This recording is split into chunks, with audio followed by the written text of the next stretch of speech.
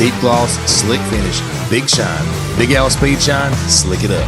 FCLX. FCLX is a specialized extinguishing agent designed to tackle complex lithium-ion battery fires and conveniently packaged for use in boats, side-by-sides, campers, and homes. Proudly made in the USA, FCLX penetrates the battery during thermal runaway, rapidly cooling the fire and preventing reignition.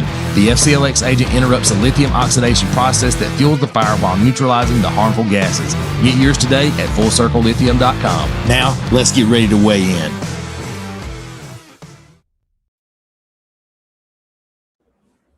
What's going on, everybody? Welcome to the Monday night episode of The Weigh In. We are excited to be here with you. Sorry, I'm getting TikTok pulled up because I forgot about it again. It's sitting here in my hand, and I forgot all about it. I don't know if y'all heard the whole intro or not because somehow it got muted, so I turned it back on. Hopefully, it's back up and running again, and y'all can hear me, I hope. And we got our guest with us tonight, Mr. Eric Larrieu. He's kind of blurry and locking up for some reason. We don't know what's going on with that, so he's still trying to work. When he first got on, it was perfect, so and if y'all can hear me, let me know y'all can hear me because I don't know why that muted earlier.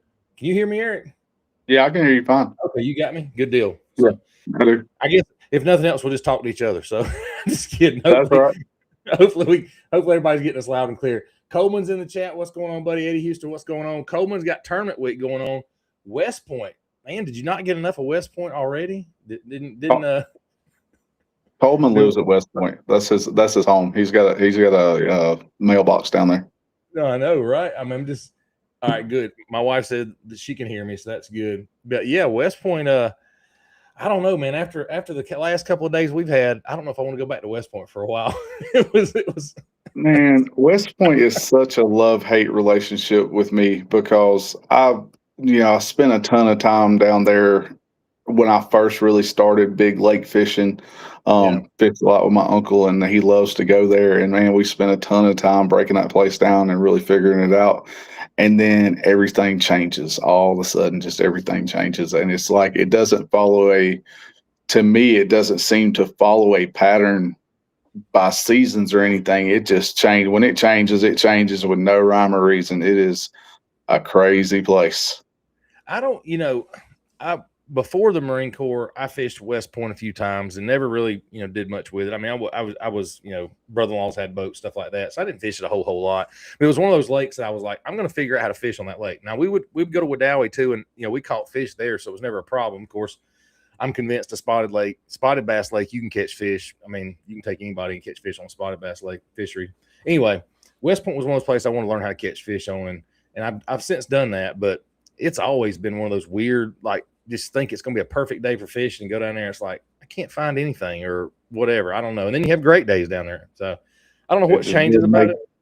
It doesn't make any sense. But, the bass can't read the book. So there's that too. I mean, it makes me wonder, I've heard some guys talk about the level of the lake. It's always inconsistent. It's high, it's low, it's, up, down, whatever. You got, of course, it'll stain up in a second's notice. Any kind of rain we get is going to stain it up. So it makes me wonder if it's something to do with that stuff too.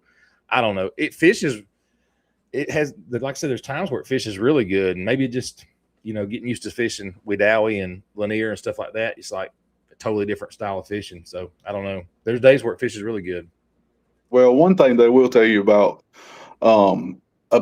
West Point Lake is its primary function is flood control. It is not a reservoir for water or anything like that. And it's the only reason they have it is for flood control. An Army Corps engineer does not give a hoot about growing bass. They give a hoot about keeping Atlanta from flooding. Right. So, and that's, unfortunately, that's every reservoir. That's the way that's why they draw them down and, raise them up. And I mean, they don't care about the fishery itself as far as fishing goes. The Corps doesn't and stuff like that. So I can kind of understand that too. Coleman said they had 10 pounds pre-fishing, pre-practice, but lost one to put us around 12 or 13. Well, maybe you got something figured out. I'm hoping it's something you can do real well. Sorry, my wife texted me. I was asking her to get me something, and she's not even home yet. So she's out in town watching our show. So that's a good thing. We like that. But got the weigh in on the go. Yeah, weigh in on the go, right? Weigh in mobile. So we're getting ready for the wedding this weekend. And I had to try on my suit because it's a formal wedding. And I'm not, everybody's got their own thing. I I don't want to wear a suit to my funeral and I won't because I'm being cremated, but I'm like, I got to put a suit on and I'm going. So I'm up there trying suits on a little while ago. And I'm like, this is not what I want to be doing, So she had to go out and get me some new slacks and stuff because my suits are either too big or too small or whatever. And I don't really want to wear one. So that's what she's doing. She's out there trying to find me something so I'll show up nice. But I'm not a suit guy. Yeah, me. I mean, I'm not either. I look like I'm going to be a Bible salesman or something. That's what I look like when I'm wearing one.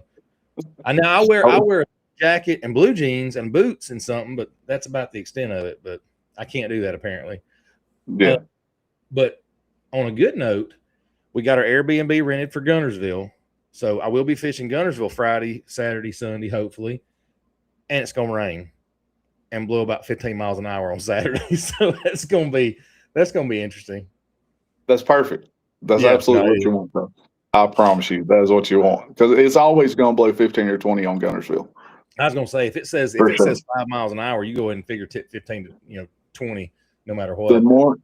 2 weeks ago, we fished a derby over there with the club that I'm in, and man, it was we put it in the water. It was dark and the wind was blowing. It was absolutely howling, and it did something I've never seen it do. When the sun came up, it laid down. Usually, really? if it's blowing before daylight, it's going to blow all day, and it did not. It laid down. Usually, like you said, if it's windy, it's not going to ease off. It's usually going to pick back up some. So, that's kind of what it did. That's kind of what it did yesterday on Wedowee, though. It was kind of it was kind of breezy. Wasn't breezy, then it got breezy again. Then it's like, it was weird yesterday because as the sun got up, it got calm outside. It was kind of nice, and I was like, okay, we can do this. But of course, I was ready to go by then. Once the sun came out, I was like, my topwater bite's gonna be a little off now, so I don't know if I want to keep doing that. But anyway, so coleslaw 1, 2, 3, coleslaw 1, 2, 3. I'll be fishing West Point on the 16th, and I'm gonna go target brim beds. There you go. I definitely think that's not a bad plan. It's not a bad plan at all. We should be getting it. Because go ahead. What's the moon phase going to be then? If it's close to a full moon, that should be money. I was going to say we're coming back up on the full moon, so it shouldn't be bad at all. It should be absolutely be it. And you can definitely tell it's changing a little bit. I saw some cruisers yesterday. I saw 4 or 5 cruisers yesterday in one spot, but still, I think we're getting to that point where probably not a bad idea if you can chase some brim. And he says that, and I'm thinking, man, there's one spot that I knew about that I didn't think about yesterday. I probably could have wrecked them near a brim bed yesterday, bluegill bed. So that bluegill chatterbait, bluegill spinnerbait, it'll work everywhere. I know some of the fish yesterday on the top water, they were choking up some pretty good sized shad too. So they weren't really on the small stuff, but they were on medium size, I should say. It wasn't real big ones, but medium sized stuff. And then Patricia Lynn Shaw talking about welcome to the show. And also Christine Fisher dropping 20-pound bag, 11th place. That is a very good finish. Very good bag. I saw the video where she was emotional about it, and she has every right to be, because I'll tell you right now, I'm gonna ball like a baby if I catch a 20-pound bag in a tournament and win it, or get close to winning like that. Christine Fisher catches them. I don't care what nobody says. She catch them as good as anybody. Absolutely. I followed her for a long time, and she can slap catch them. Absolutely, yeah. No slouch. Yeah, she's not a bad angler at all, and the fact that she's doing it, she's got a good following, and she seems really just sincere, and I don't know what to say about it. She's really cool about it, and not she's not got the big head or nothing. Nobody, you know what I'm saying? Some guys, they get the big head when they get, doing good like that. She's really cool to talk to and stuff. I'm actually going to try to reach out to her and get her on the show one day, but I hadn't messed with her fishing opens and stuff. I hadn't really messed with her on any of that kind of stuff. So I'll reach out to her and try to get her on the show for sure. And then Cole. All right, Tony, I got a question for you. Go ahead. All right. So Saturday, if y'all don't know, me and Tony fish together a lot. Yep. We fish together a good bit. We have a great time doing it. Saturday, the premise for our trip was I said, do you think that watching all of our podcasts, watching the weigh-in, the live well and all that, does it make you a better angler? We tried a bunch of stuff that honestly I've learned here. So what do you think? How do you think it made us better anglers? Well, I'll say it like this. I probably wouldn't have thrown the popper this year had it not been for Rob Rablowski throwing it on Notley like he did. And you saw how slow I was working it. I wouldn't have, I don't usually go that slow. So I will say there are definitely times, yes, where the stuff we learn on here, absolutely, if you can get it, if you can time it with the show and you're able to go out fishing when we're on the show with it, I think, yes, I think it really does, because and to kind of go back on a little bit of it, I started watching Fish North Georgia because I fished Wedowee, and Wedowee and Lanier. Now, I know they're not anywhere in the same ballpark of caliber of lakes, but a lot of the same techniques transfer. And I was like, wait a minute, they got spotted bass, we got spotted bass out here. This will do, that'll do. And I started taking the stuff from the show and going out there and watching it, and it started working, So I don't know. All right, so got somebody. We'll go Kit Coleslaw first. He had a tournament on Sinclair Saturday and caught a bunch cruising with a minnow. There you go, for sure. And then Keith Ray, love you, brother-in-law. That is my brother-in-law. There you go. He lives in Helen, Georgia, and we sent him a little care package this year and got him going on some trout fishing stuff, and he has been slaying them. Really? He has been absolutely slaying the trout up there. Heck yeah. Yeah, he was feeding it, feeding all his friends up there. They had a big trout thing and all that. And man, they've been killing it. I'm super proud of him. So he's doing great up there. Good deal. Sorry, I'm chuckling because Coleman, you beat me to the dang question, buddy. You beat me to it. I was going to ask Coleman, bro, that's my line. That's my line. For y'all that don't know, I am always in the chat. I am asking all these crazy questions. Do you believe in? Does everybody believe in Bigfoot?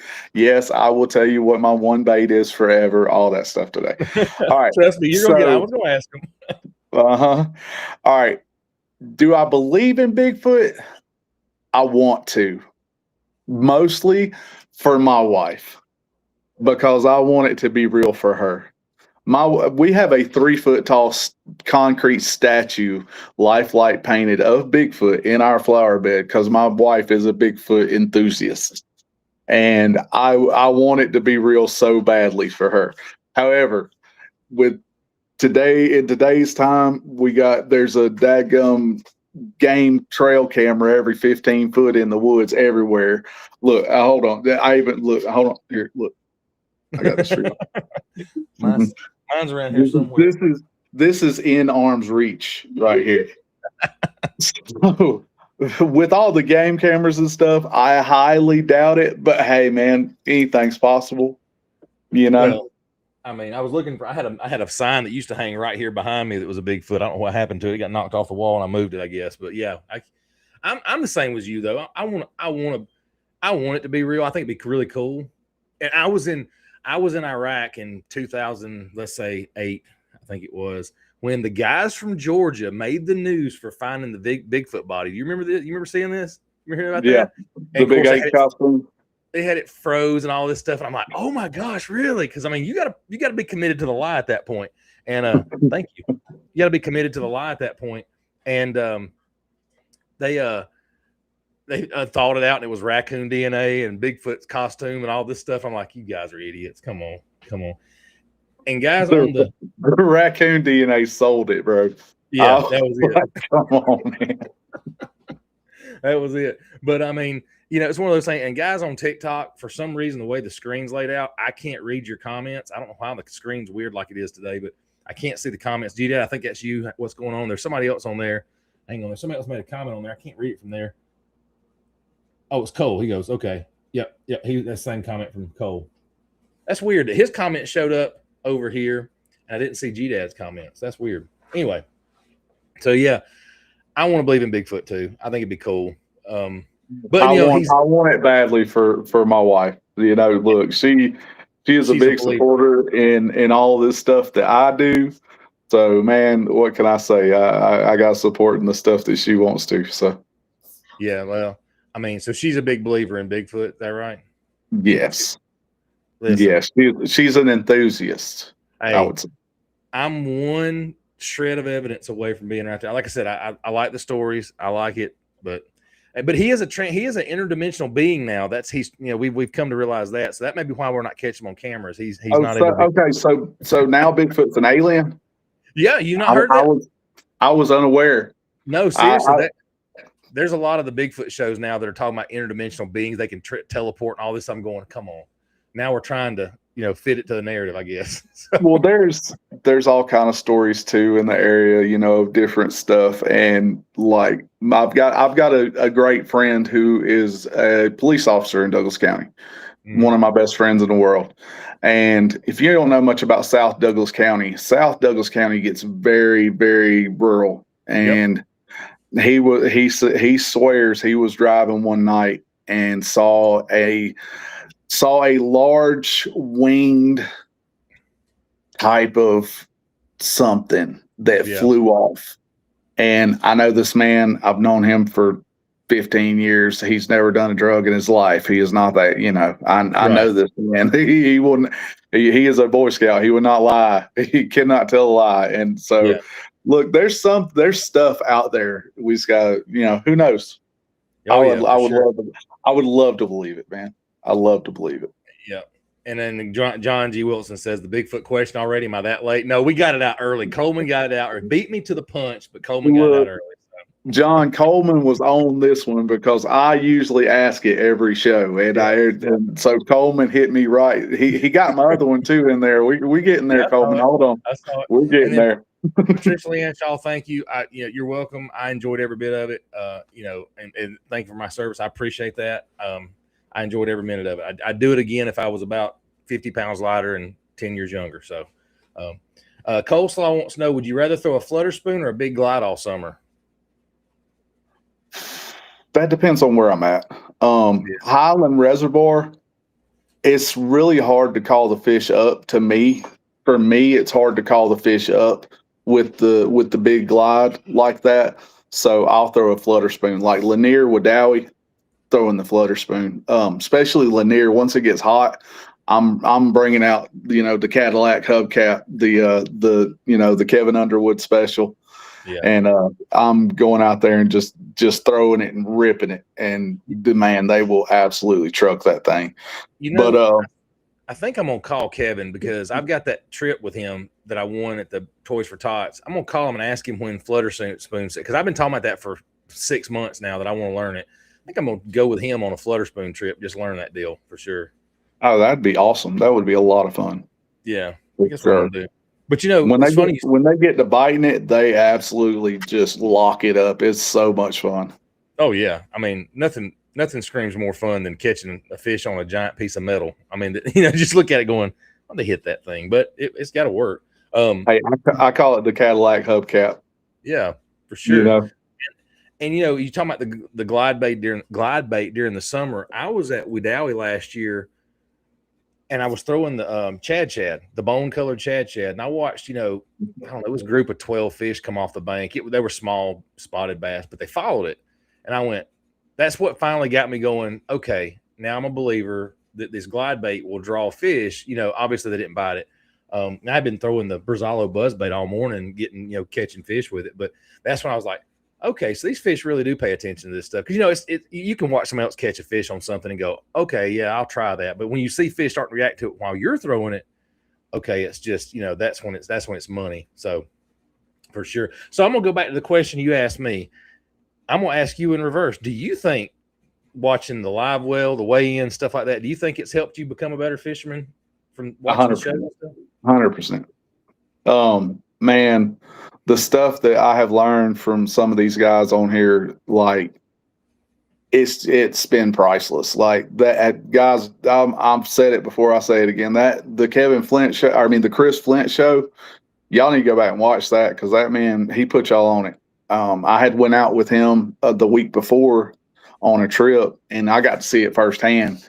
But then that's just one instance. But the Ryan Hanks shows where we learn a bunch of different techniques about this and that, and there's stuff that I never would have had the confidence to try to throw that I throw because of this show. Shout out to Danny with his Elder's Magic color on the Senkos. Thing's money, bro. Yep. It is absolutely money. You were throwing those Saturday.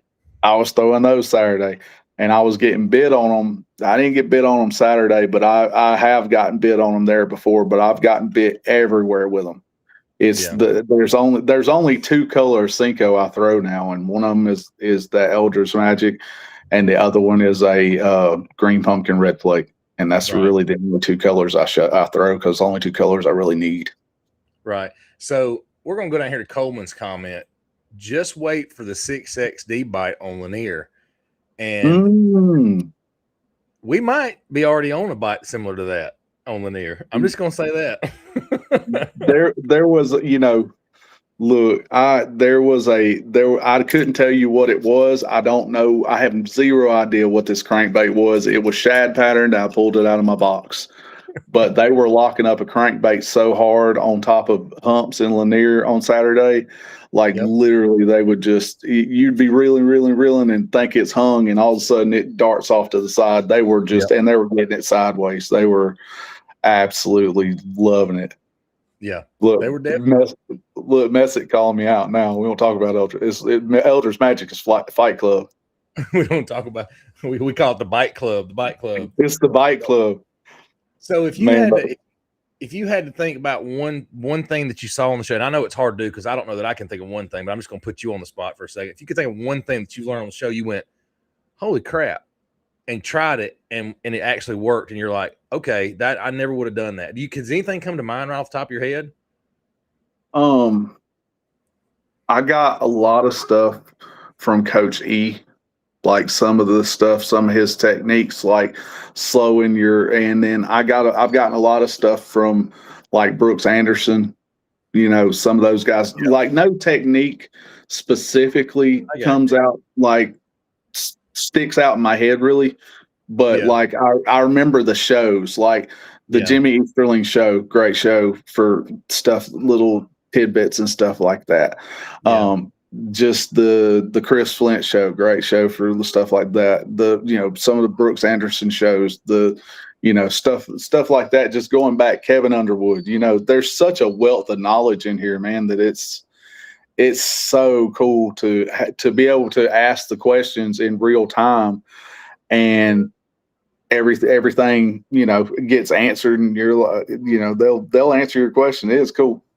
Yeah, it's that's the thing. It's great to have guests on that are willing to answer a question. You see, and it's funny in person. You see it, and you see it on the show as well. Like what we're doing it right now, we see it too. But it's funny to watch the guys. When you got something, because they'll kind of sit back, they take that breath, they go, "All right, I guess I'm gonna talk about it." And that's when I start. I'm like, let me get my notebook out here because they're fixing to say something I might need to write down. Man, I call it the imminent pause. If anybody ever does, if they do the or take the deep breath and do the imminent pause, man, y'all better pay attention to that, because that is for real. Yes, like Tricia says, stitching a jig, all kind of stuff, man.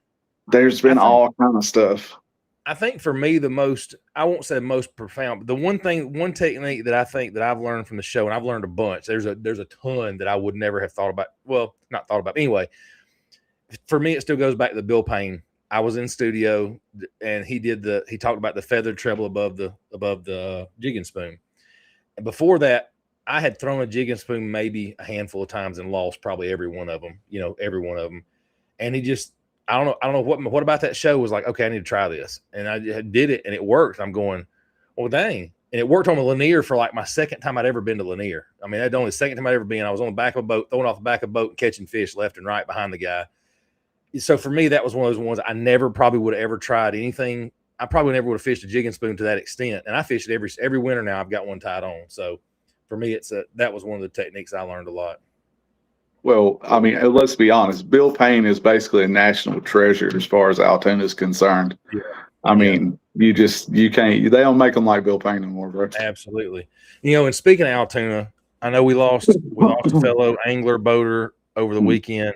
We all got up Saturday morning to hear that news. I hate that. Praying for his family. I know he's from. I think I heard he's up from around Dallas area, or was from around Dallas. I didn't know. I didn't recognize the name. I used to work in Paulden for a long time, so I don't know who he was. But hate to hear that. But to all the viewers, people that are watching that may be going out to fish and stuff, I don't know what happened. I'm not going to judge the man, obviously, but y'all pay attention, because nighttime running a boat is dangerous, very dangerous. Heck, daytime running a boat is dangerous enough. So y'all just be careful out there if you're going. Now, I know we're all getting that nighttime fishing thing and staying out later, getting up earlier. Like, when I met you, when I met you Saturday, I think I had like an hour and a half of sleep. I'm like, thank goodness I'm not driving to Atlanta, because I don't know that I would have made it back. I think I had 4 hours of sleep when we met, because we bed at 10, got up at 2, meet at 4, roll all the way 100 miles to Lanier. But it's worth it, man. I love doing stuff like that. It's Oh yeah. and I've met so many people that I can go fishing with and go have a good time with through this community and stuff, and it's been pretty cool, man. Absolutely. And then Jessica Larrieu says, I know the show has cost me money. Every time someone mentions something, we get it. Same. I mean, look, I gotta try it. It's a case study. It's all a case study. Hey, and I don't know about anybody else. I'm pretty sure we're all like this though, but I physically cannot put one in my cart. It's got to at least be two. I have to. It's multiples. I can't buy just one, so I'm buying two of everything. And then I put all the stuff in the cart, and then I go, wow, $265. I might need to start taking some stuff out. I'm like, maybe I don't need 3 of those this time, And then I get 2 of them, and I put one on the board. I'm like, no, I have 2 in the boat. So then, yeah, it's bad. It's real bad. It's bad. I have been blessed in my life and my marriage far more than I deserve, and been very lucky with my job, my way of making a living. But I have been also blessed by my wife, who's very cheap, and she is not the money spender, so I get to be, and I definitely buy some things. And my fishing does not suffer at all. I promise you. Same here. So, and then Messick says, y'all have helped me out so much with these herring lakes, and I tell everybody I know to tune in for some juice. And we appreciate it, man. Thank you so much. I mean, I don't get to fish the herring as much as I would like to. That's something, because we went out Saturday and fished Lanier. We did good. We caught plenty of fish and was around fish all day. We, of course, the back half of the day it was stupid because they were chased all day long and then wouldn't bite nothing. But whatever that was about. Oh, I got my first OG bite. Really, really happy about that. It just like they say, throw it over top of them, reel it a couple, 3 times, let it bob. There was the bite. So that worked out pretty cool.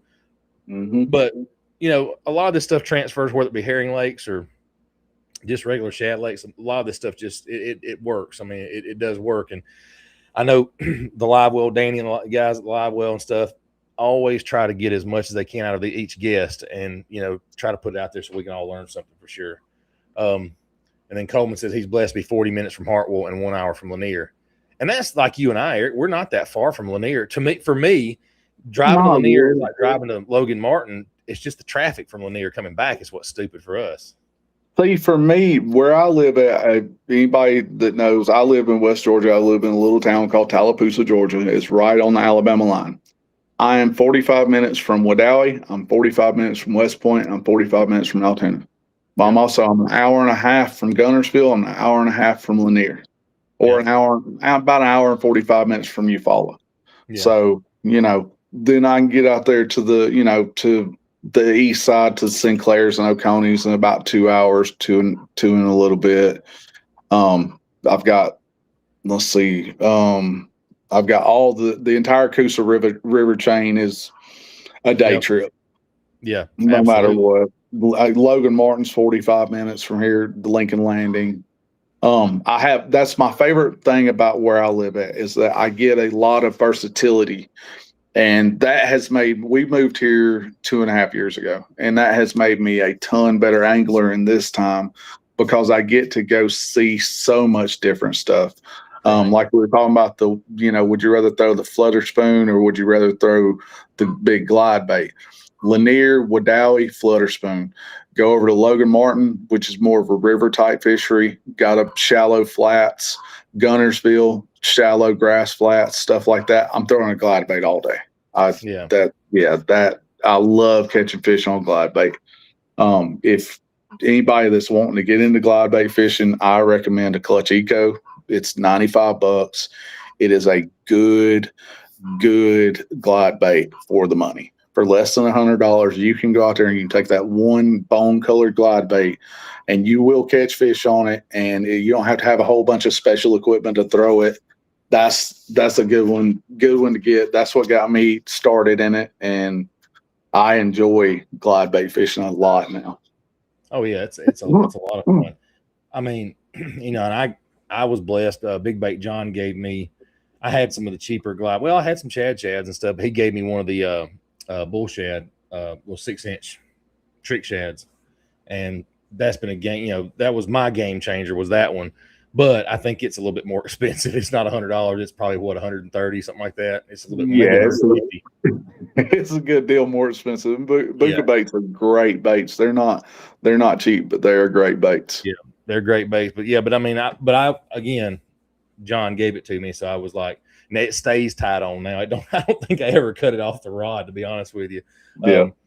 Yeah. Patricia Bremen Bowden. I'm in Carrollton. He's out in Taupo, so we're in that area for sure. Keith Ray, going bass fishing in Lake Burton in the morning. That's going to be a fun one. They ought to be biting.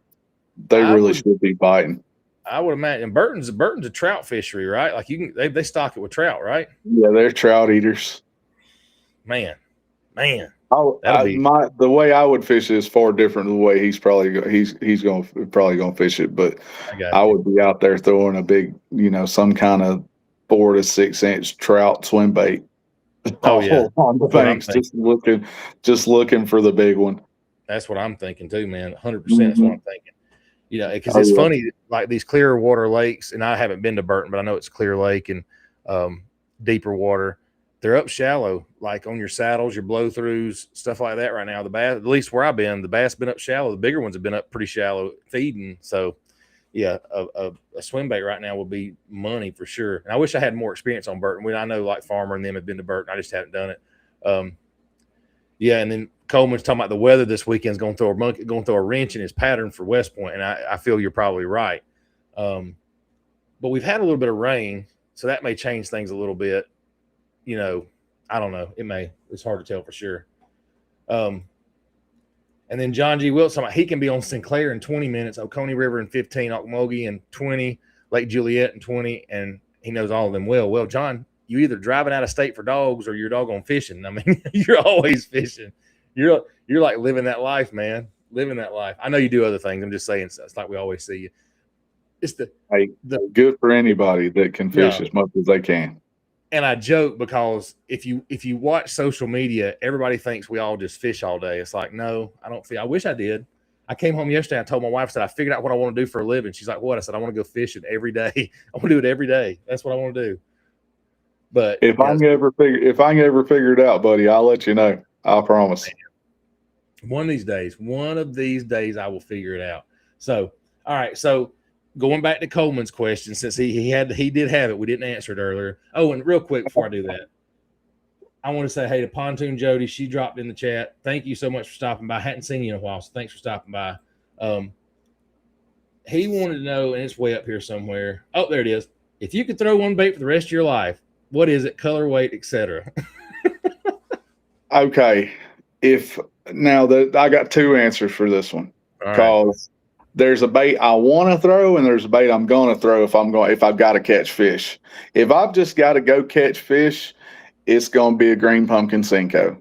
I can do too many different things with it. I can catch fish 52 weeks a year. I can generally catch fish with that bait somehow. I can rig it, wacky rig, dragging it, Texas rig, Carolina rig, there's too many different things that I can do with it. So if I have to catch fish, that's the one. But if I'm fishing the way I want to fish, it's a minnow. Give me my minnow all day. It's too much fun. I love it. I enjoy fishing that so much. You know what's going to happen there? You're going cranking and yanking's going to materialize here just a second, because you said the word minnow. So that means forward facing sonar. If you say live scope 3 times, cranking and yanking will appear. He's like the Beetlejuice podcast. Forward facing sonar. I love cranking though. I swear, if he pops up in the chat, I'm gonna freak out.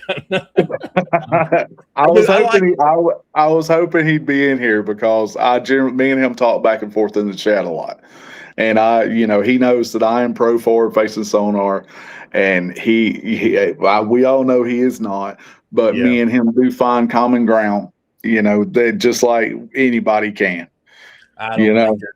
I don't think there's any reason we can't find common ground. I don't care what technology we're using or what we're doing. We're all anglers. We're all fishermen. We're all just trying to have a good time. At the end of the day, we're all just trying to have fun with it. That's all there is to it. So for sure. This does not pay my bills. You No. know, you always, all the content creators, just I always say, if you want to support this that I'm doing, you know, click the like and share. Now, guys, if y'all want to support what I'm doing, I'm a freight broker. It's Eric L at kingofreight.com. If your company has stuff they want to move, I like it. you give me a call. Give me a call. Look, everybody else gets the shameless plug. I'm gonna give the shameless plug. That is, you know, if your company has stuff that they move via trucks, Eric L ERICL at kingofreight.com. Send me an email. I'll take care of you. I'd love to work with you. He's really good at what he does, folks. I talk to him pretty much every day, and we'll talk for a few minutes. Hey, I gotta let you go. I got customers calling. So, you know, you're definitely good at what you do, and you've been successful with it. And that's what, you know, this show, Danny's shows, whatever. We really ought to be supporting each other. We got Coleman's in the chat. They have a trailer company. You know, stuff like that, supporting each other is what, you know, is what really makes it go on. You know, I mean, we've got to do that. So that's how we all make it in the end, no matter what. We support each other. So, Coleman, I need to get with you about a gooseneck. I'm kind of looking for a gooseneck a little bit. I'll message you. Definitely get with them. Definitely get with them for sure. And then your wife, Jessica, said pink worm. All right. Can I tell you a story? Can I tell you a story? All right. My wife, Jessica Larrieu, in the chat here. We have been married for a very long time, approaching 20 years here. There you go. And she will go fishing with me as long as it's not super cold. She is a rider. She'll go fishing, and she will throw a bubblegum pink worm all the time. I don't care, hot, cold, raining, it doesn't matter. She will throw that pink worm and catch fish on it almost every time. It makes no sense. Sometimes it makes me mad. I'll be out there. I'm over here doing a science experiment, measuring, you know, trimming skirts, and I'm doing all these things. Like, this is absolutely the best way to catch a fish today. This pink worm, oh, look, a 5-pounder. It drives me nuts sometimes. But hey, I love it. I think it's great. I love seeing anybody catch fish. You know, there's times where I wonder, because like my wife fished with me, and I don't know if your wife says this or not, you're fishing too fast. And like, no, I just how I fish, you know. And then I think honestly, there's just more patience. Well, now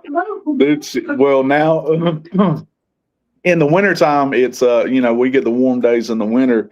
You know, they're all out chasing shad out in the middle. So I'm going out there. I'm out there in the middle with my scope, doing scope things. And she said, I don't have anything to throw at. This is boring.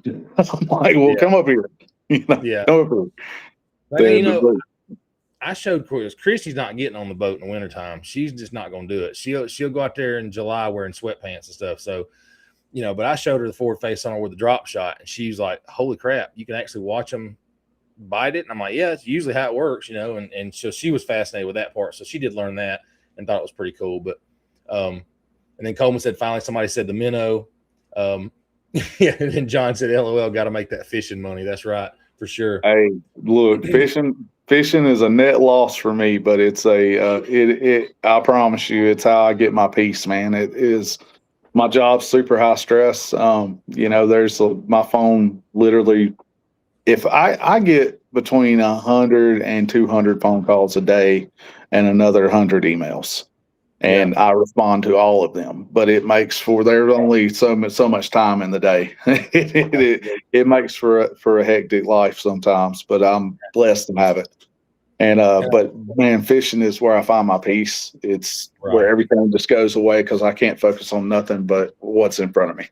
That's it. That's 100%. And it's something that you can't master. I mean, you can get better, but you can't master a fish. I mean, at least that's the way I look at it. I mean, you can definitely get better, but you just can't. You can't.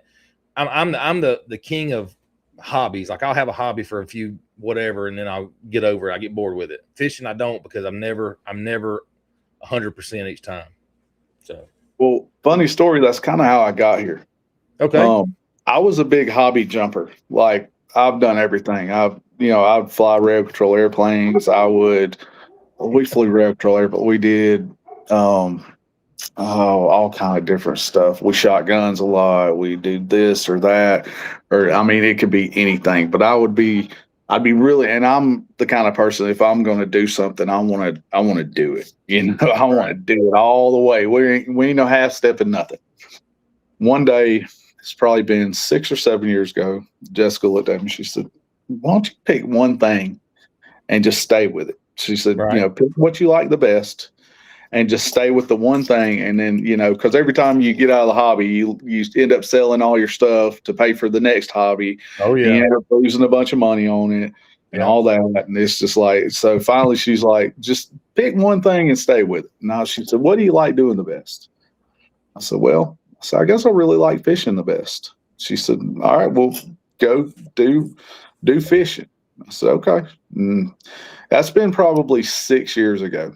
Yeah. And I progressed through, I was a good pond fisherman for a while, and I'd go out to all the little ponds around my house. And man, I was I was a pond bandit, boy. I thought I was somebody. I had it figured out. I was like, you can't allow it. I thought I was Kevin Van Damme out there. But then, and damn it. Yeah, man, I'm telling you, I was somebody. And then you get out here to these big lakes and you realize these suckers are smart. They're smart. I had a buddy that 3 years ago, I had a buddy whose partner couldn't commit to the tournament season with him. So I think it's 3 or 4 years ago. So it was like, "Can you commit to he sent me the schedule and said, "Can you commit to this? Can you fish it with me?" Which I didn't have a boat or anything. I had a kayak. I had a bona fide SS 127, but this was a boat tournament series. And he said, "We can fish out of my boat. I just need to know that you can be at every one." I was like, "Yeah, I can do it." And man, we went out there and we fished it. And I bet I didn't catch a fish the first 3 tournaments. I didn't. I really didn't. And it made me it made me mad. And when I get mad, I will focus in on something. And I locked in on it, man, and did everything the last 3 or 4 years to learn everything I could. I mean, I started out watching like Fluke Master and all those guys way back when. And some of the, like I love watching like B-Lat and some of the other guys, that really give the juice. Now I started getting into like Coach E, Jimmy Easterling. He's great. He's one of the ones I watch. I watch a lot of these different guys, and then just started learning more and more and more and more.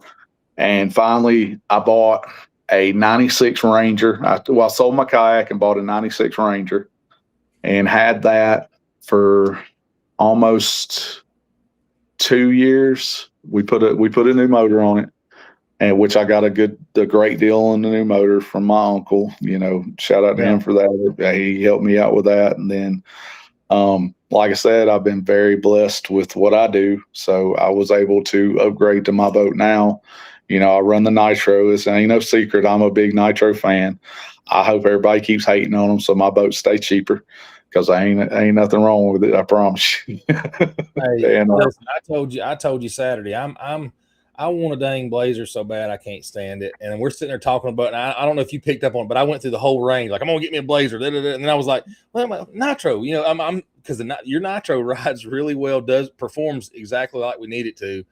2 bigger guys on the boat on the front. Fish is just fine. Fish is big. I mean, it's a good boat, man. It's a really good boat. It far exceeds my limitations and my skill level. I promise you that. And it looks good. It's shiny. Shout out to Big Al for that. Yep. Because it is shiny all the time. Dude, I stepped on the gunnel yesterday to go step off that boat, and I went, "You're dummy." I knew you'd shine. I'm like, Tony, what are you thinking? You stepped on that gunnel. I was like, "Ooh, don't do it, Tony." I felt it. I was like, "Don't put no pressure on that step. I'm fixing to go overboard for sure." And I don't wash it all the time either. I'm not super crazy about it, but man, it keeps it slicked up. Even when I skip washing it or wiping it down and stuff, it'll go 2 or 3 trips, and then I'll wipe it down and it'll look brand new again. Absolutely. And that boat's got a good color pattern to it, so it looks good when it's shined up like that for sure. Yeah. I was going to ask you while you're talking about while you're talking about the backstory a little bit. Do you remember a point, like at what point things started clicking? Like, do you remember maybe something you watched, something that you've been doing or whatever, and you go, "Oh, I'm starting to pick up on this a little bit more now. I understand a little bit more." I watched a bunch of Kyle Welcher's videos, and I was like, he kept catching fish on a jig. So I was like, I just took a jig, and I was like, I got a rod for it. I got a good rod for it. And I took a jig and went to the lake, put a trailer on it, and just, went with my buddy, and we went to the lake and went fishing. And I threw a jig all day. And probably by 10 or 11 o'clock, I started catching fish on it, because I started realizing, differentiating what I was really feeling, and really, getting feel about me and stuff like that, and understanding what was going on the other end. And, man, I caught like a 5-pounder or 6-pounder or something like that. And man, it started that's really the turning point in big lake fishing. Yeah. Like, my love for fishing comes from my grandmother. Like, believe it or not, my grandma had a lake house on Wise when I was growing up, when I was a kid. But they were crappie fishermen. They were big crappie fishermen. We go out there and put 100 piece on them in a second. Like, that explains all the crappie you catch when we're out there fishing. I will tell y'all all, I am the bycatch master. I will I've caught probably 3-pound crappie on a minnow. I've caught a 29-pound catfish on a minnow. Yeah. I caught about a 12-pound striper Saturday, not on a minnow this time, but on a spook. Hey, I am the catch master, bro. But that's the funny thing is, we're not catching small crappie. Well, we will, but it's always the big ones, man. It's like the monster crappie of the lake when we're catching them. It seems like we're on that minnow. I guess because we're out there picking up, single fish anyway. So I got a buddy that he went with me one time, and I knew he liked crappie fish, so I was like, he's over there every time. He didn't have live scope yet, and I had gotten my live scope. Well, I had figured out what crappie looked like on the live scope. I had about a 3.5-inch minnow, and I seen one that it looked like a beach ball on there. I'm like, oh yeah, that's crappie. I threw at that crappie and caught that crappie. And this man, literally, I thought he was going to jump off the boat. He's like, you might have the lake record. I'm like, no, I don't. Lake record's like almost 4 pounds or something like that on Wedowee. I said, but I got a good one. Oh, he said, and then I caught 3 or 4 more, 2.5, 3-pound class fish on the same day. And he's like, man. He said, I've never seen anybody catch crappie like that. I'm like, I'm not even crappie fishing. I don't know. I got that.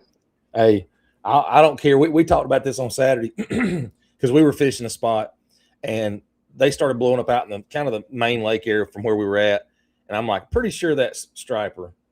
And then when they got over to us, I said, definitely striper, because the water was like a washing machine. They were hitting so hard. But what did we do? The first words out of my mouth were, "Well, we're gonna find out." Because they was about 120 yards out, and I could cast that far with a big spook, and so I tossed one out there, and man, about a 12-pounder smoked it. It was so much fun. I had so much fun doing that. I wish they'd have kept blowing up, because we were probably going to sit there and we would have been striper fishermen that day. Because the funny thing is, where we were at, for anybody, we were in the spot, and there was striper boats around that may have been guys. We don't know. I don't know for sure. And they're just around and around this area trying to figure it out, not catching a thing. And we're over there just sitting in one spot waiting. And all of a sudden they start blowing up. Like, they doubled up on it. But he had one, I had one. It was pretty cool. It was a lot of fun. Too. It was like Tyler was catching this weekend. Yep. Just big ones. They were just big striper. Absolutely. And sorry to hear my dogs are. It's time for them to eat dinner, so they might bark a little bit. Hey, I understand that. So I was going to ask, so going back to your statement, you talked about Welcher, and I'm going to ask you this, and I want to ask everybody in the chat this as well. What is there something particular about any of your YouTube social media creators that you see or hear that go, I don't need to listen to that person. You don't have to name them, but I don't really need to listen to that person anymore because I don't feel like I'm learning from them. And what is it that you pick up on? Because that's one thing, obviously doing social media and stuff, I worry about. I don't put out a lot of how-to stuff because number one, I don't feel like I know as much as I should, and for me, it's like, yeah, I can go out there and catch fish, but do I really know what I'm doing? That kind of thing. So what is it you pick up on or you look for in a content creator that goes, yep, I need to listen to that person right there? Really testing and tuning on the baits. Just when they put out something, I kind of go, do my own research, do my own due diligence on it, and really live scope. When I really got into live scope and started learning my settings and all that good stuff about how to set it up and everything, I realized who was full of it. Some of them with their settings, they're slap full of it. They're not steering everybody in the right direction, and you can tell pretty quick who is giving up the stuff and who's just making videos for clicks and whatnot. Yeah. There's a lot of great information on YouTube. Like honestly, YouTube pretty much taught me how to bass fish. Between that and my uncle. Right. My uncle helped a lot. He taught me the old school ways, the dragging the worms, how to work brush, how to work docks, how to boat control and all that kind of stuff. And so I mean, and that's priceless to a point, Yeah. But there's so much information. You have to do your own research, kind of take everything and try it out and see what works for you. Because also, it's almost impossible to catch another man's fish. No, 100%. You'll find your own way. I mean, I get beat up all the time about you probably shouldn't put that video out because you're showing location, whatever. And I'm like, yeah, I can show that all day. That doesn't mean anybody's gonna go catch the same fish for sure. Yeah. And I'm gonna go up here to Patricia Lanshaw a minute ago said 30-day spook challenge 100. So I'm on that challenge right now. I'm on that challenge. Tony's on that challenge. I've got one tied on in my boat. It won't come off. Not for the foreseeable future. After the last 2 days this weekend, I've been on it for about a month trying to throw it, and it's just now starting to heat up pretty good for me. So yeah, I'm all for that challenge for sure. And then Coleman said, send him a message talking about the trailer thing. And then, I will. And then your wife says you shine it daily. You shine the boat daily, or about every time you take it to the lake. So however often that might be. Yeah. I look, the best way to keep your boat shiny? Get that sucker wet. Yeah, exactly, for sure. That's the best way to keep your boat shiny, buddy. I promise you. Exactly. And then your brother-in-law wants to know, you versus Bill Dance, who's winning? Bill Dance. Bill Dance is the man. Nobody's better than Bill Dance, bro. Exactly. That's everybody. That's everybody's uncle, man. Yep, for sure. And then your wife, Jessica, wants to know what's y'all's favorite rod and why. It's a good question. Ooh, there's no secret about my favorite rod. My favorite rod is a Shimano X Pride B Series EX610 MSB. It is my minnow shaking rod, and it is the greatest minnow shaking rod that has ever been, as far as I'm concerned. That thing is awesome. They're not cheap. They are a very expensive rod, but I like it well enough that I threw one overboard on Lanier and went the next day and bought another one because I was like, I can't be without it. In your defense, you didn't throw it. It got catapulted by your jacket or your glove or whatever it was. My glove, the glove messed me up, I think, or the jacket won. But yeah, it happens, man. There's nothing worse than watching a rod like that go down. You're seeing it because it's clear on Lanier, and you're reaching for it, and it's not anywhere near your grasp. It's halfway to the bottom, and you can still see it. That's wild for sure. I think we had probably 8-foot visibility Saturday on Lanier, 8 or 9, something like that you could see well. Oh, I would venture to say that was very close to that for sure. It was definitely clear. And then Coleman says Welcher is in East Alabama. West Georgia hammer for sure. Yeah, I've had the pleasure of fishing in tournaments when he's been in and watched him go out there and absolutely just beat people's brains in. And I've seen him where he's had tough times too, but just like everybody, of course he leaves wherever they're at on the elites and drives back to Georgia and Alabama and fishes a tournament the next day with us. I'm going, I don't know how he keeps up with that. So that I have to give mad props to for sure. And then Coleman said he had to quit slinging the minnow on West Point because he was catching so many hybrids Saturday. I've been on those days too. That is West Point right there. That explains West Point to a T. There are so many hybrid in that place that the minnow bite doesn't really formulate as well there. Yeah, and there's a spot that I've got on the south end of West Point that is great for fishing. I mean, there's big spotted bass live there. There's striper, there's hybrid. I mean, it's one of the days it went from a bass day to a hybrid day to a striper day in all about 3 hours. I didn't care. I was catching everything it bit. It was fun. I didn't give a dang. I don't care. And Jim wants to know. Jim Wright wants to know, does a sexy dog count as a spook? I would say it does. Definitely a top water walker. Really. Yeah, absolutely. Burger cane walker. All these are spook. Basically, spook, bro. The Geezer Fishing Coast Skedaddle has been what I've been using the last 2 days, and then I'm telling you, holy mackerel! I just dropped a video right before the show started, and you get to see it from the chest cam of one just absolutely sharking it on Wedowee. Nice 5.5 pounder. So it's definitely got my vote for right now for sure.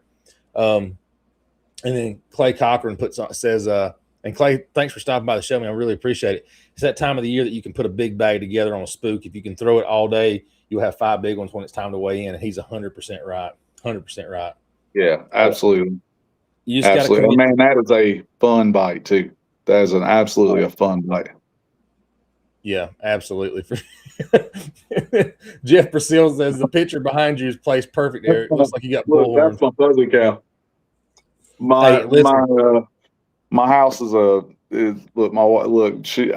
got the garage, she's got the house. She gets to do, there's cowboy boots and fuzzy cows and all kind of stuff around here. Hey, we've got that same, I don't know if it's the exact same picture, but my wife has a Highland cow, whatever you call them, down there in her room downstairs. We've got the same picture down there. Totally get that. Oh, yeah, it's perfect. You got the horns perfect set up, so that's awesome. And then Jim said he's about 65 days on that 100-day challenge then. So there you go. For sure. Dude, I'm telling you, it don't come off. Once spring starts, I keep one tied on. I mean, I'll throw it. You saw, Eric, I throw the darn thing all day long. Oh, yeah. I have a hard time in the early season with it. I know my strengths, and I can't slow down enough for it in the early season. I'm better off. It just go back to that. It's hard to catch another man's fish. I am better off to go back to that, to a dragon bait or something like that, because I'll have better success than I am to try to really slow down the topwater, because I'm awful at slowing it down that far. I mean, yeah, I don't know, man. It's just one thing. I guess I'm willing to, no matter what, for that topwater bite. If I can get, like Saturday, I was just like, come on, give me one more before we leave. And you're like, dude, you're just so committed. I mean, but we were watching them just chase the doggone jerk baits and chase the minnows and I mean, they just wouldn't bite nothing else, it seemed like. But and then of course go out there Sunday and it does the same thing over, basically the same day over again, but it was all topwater like that. For me, it doesn't bother me slow. And usually I'm like you, I want to fish it fast, and then it just, knowing that I slow it down just a little bit, it makes me want to fish it, I guess, that way. But I get out there, I'm like, let's work this thing. I get it working. I'm like, let's work it, because when they're hitting it wide open on full bore, that's when they're really eating it. Oh, absolutely. Man, there's nothing like it when they're coming up out of the water. You get to see tail and all when they eat it. Oh yeah, love it. Absolutely love it. But Saturday when we first started out, you started out, we scanned an area and you were showing me exactly what you learned on that guide trip from Mr. Flint, Chris Flint, we had on here, how to use that side scan like he taught you. And I actually did do that on Wedowee Saturday or Sunday. I did it a little bit in one of the creeks that we fish a lot. And it makes a difference. I never would have thought that it would be that much of a difference with a side scan doing the 855, was 855 and then coming back down to 4 and basically you take your lower hertz and you blow them out real wide, Yeah. and you basically are looking for because here in another month and a half, your fish are going to pull out and they're going to get off on structure and that in that 10 to 15 to 20 foot range, and that's they'll be from 10 foot down to the thermocline. They'll be very easy to pattern. They'll be on structure that's submerged, and man, you can break down a whole creek. I can break down a whole creek in an hour at most if it's a big one, Right. and know where every piece of anything in that place is. And that is how to break water down fast, man. It makes so much difference on how efficient you are on the water. We went in that first creek Saturday morning. We scanned it. It was dark. We left before the tournament blasted off because we knew we were going to be in the way if not. So we left, and we went in this creek. It was still pretty dark out, and just scanning it, and you immediately are like, all right, you just went down the bank. Hey, there looks like there's some rock there. There's this there. Turn around, put it on 400. Oh, there's fish there on the same stuff, and we literally stopped, and it was probably what, fourth, fifth cast in there. We had fish in the boat, pretty consistent. Cast, we had fish in the boat. Yeah, I mean, and I was doing the popper deal, and I was having to work it slow, and it took about 10 to 15 foot off of whatever I was throwing at. By the time it got about 10 or 15 foot, they would blow up on it. But I was having to creep it through there. I wasn't doing big splooshes with the popper. It was definitely just that little pop, let it sit, little pop, let it sit kind of thing. And it drives me nuts. My ADD won't stand for it. I just, it drives me crazy. And that's, if I start out doing that, I'm okay. My problem is if I go to let's say a minnow or something fast moving, and then I've got to slow down, I have a problem. That's when I start getting in pain. You probably noticed during the day Saturday, I started getting faster with everything. It's like it don't stay slow all day. It's like if it starts to get hard to get bites, I'm moving faster and then moving too fast, and the next thing you know, I'm picking something else up for sure. Yeah. And then cranking and yanking is in the chat finally. What's going on, cranking and yanking? We thought we might have called you up talking about forward facing earlier. There's my buddy. And then Jim said that they have been killing it on Lake Martin with the sexy dog. So it's definitely for sure. Wedowie's on doing the same way too. I noticed that Wedowee Sunday, you had to have a bone. The bone color was definitely better than a mixture. I had a bone and silver on first, and it got a bunch of attention, but never got the bites like the bone did for sure. The bone, chrome, and then a sexy shad pattern. The only three colors that I even tie on in it anymore. Right. And then Coleman says he don't even twitch a spook on Lanier. He basically burns it as fast as he can while trying to do the Alabama shake. So there you go. I just noticed, and of course it was early Saturday morning, that you had to twitch everything. You had to walk it. You couldn't burn it. Not saying you couldn't burn it. It just seemed like I got bit way more twitching it like that. So they're just doing the typical walk your dog pattern. Saturday was what I would consider being a tough day on Lanier, honestly. Yeah. And we caught good fish, but it wasn't on fire. No, it definitely wasn't. No. Yeah, it wasn't burning. We caught plenty of fish, but like you said, it was definitely not those days where you're like, all right, keep throwing in that same spot. There's more fish there. It was like, there's a fish here. And a lot of the fish we caught, I won't say a lot of the fish we caught, but there's a few of them we caught, they were schooling. I mean, they weren't schooling. They were eating bait fish in the area. So we were able to pinpoint kind of where they were at doing it that way. And cranking, when are y'all not talking about forward face sonar? Come on, Tony. I know, but we did the cranking and yanking call. We called you the Beetlejuice of forward facing sonar. So we did forward face sonar 3 times, and you appeared. It was shortly thereafter. You say live scope 3 times, cranking and yanking appears in the comments. Yeah. But we did say cranking and yanking. I caught more fish on a crankbait than I did anything. So, I was literally fishing by my map. I think I caught 1 fish on scope Saturday, and that was it. And it was the smallest one I caught. And the funny thing is, the stuff we were able to see on scope they would not lock up on anything. They would run or they would chase and they would peel off immediately. I mean, we had so many that came right to the boat, and you would think that they had the bait in their mouth. They were so close to it, and they never would hit it. I mean, it just was weird like that, which, I mean, it's fun to do days like that too. Clay Cochran says throwing a spook all day will show you who wants to fish for sure. I've been able to throw it whole day 2 or 3 times. It turns your arms into jello at the end of the day. Absolutely. The only thing worse than that is throwing an A-rig all day. Oh man, I haven't been able that's to like connect with that work. In the fall on Wedowee, around September, October, I'll fish A-rig a lot, and yet. they'll Yeah. eat it. They'll double up and triple up on it. They'll hit it, 2 and 3 What's big spots. They'll hit it two what's and three at a time. what's your secret to an A rig? What are you doing? How are you throwing it? I know we're not in A rig season, but you probably still could throw it. What are My you doing? secret is it's one of the best forward facing sonar baits you've ever used because Yeah. it's friggin' it looks like a beach ball coming through the water. You can always find it. Yeah. Two is put a quality swim bait on it. Either Yeah. put, spend the money, put the like the mares on it, or put something good on it.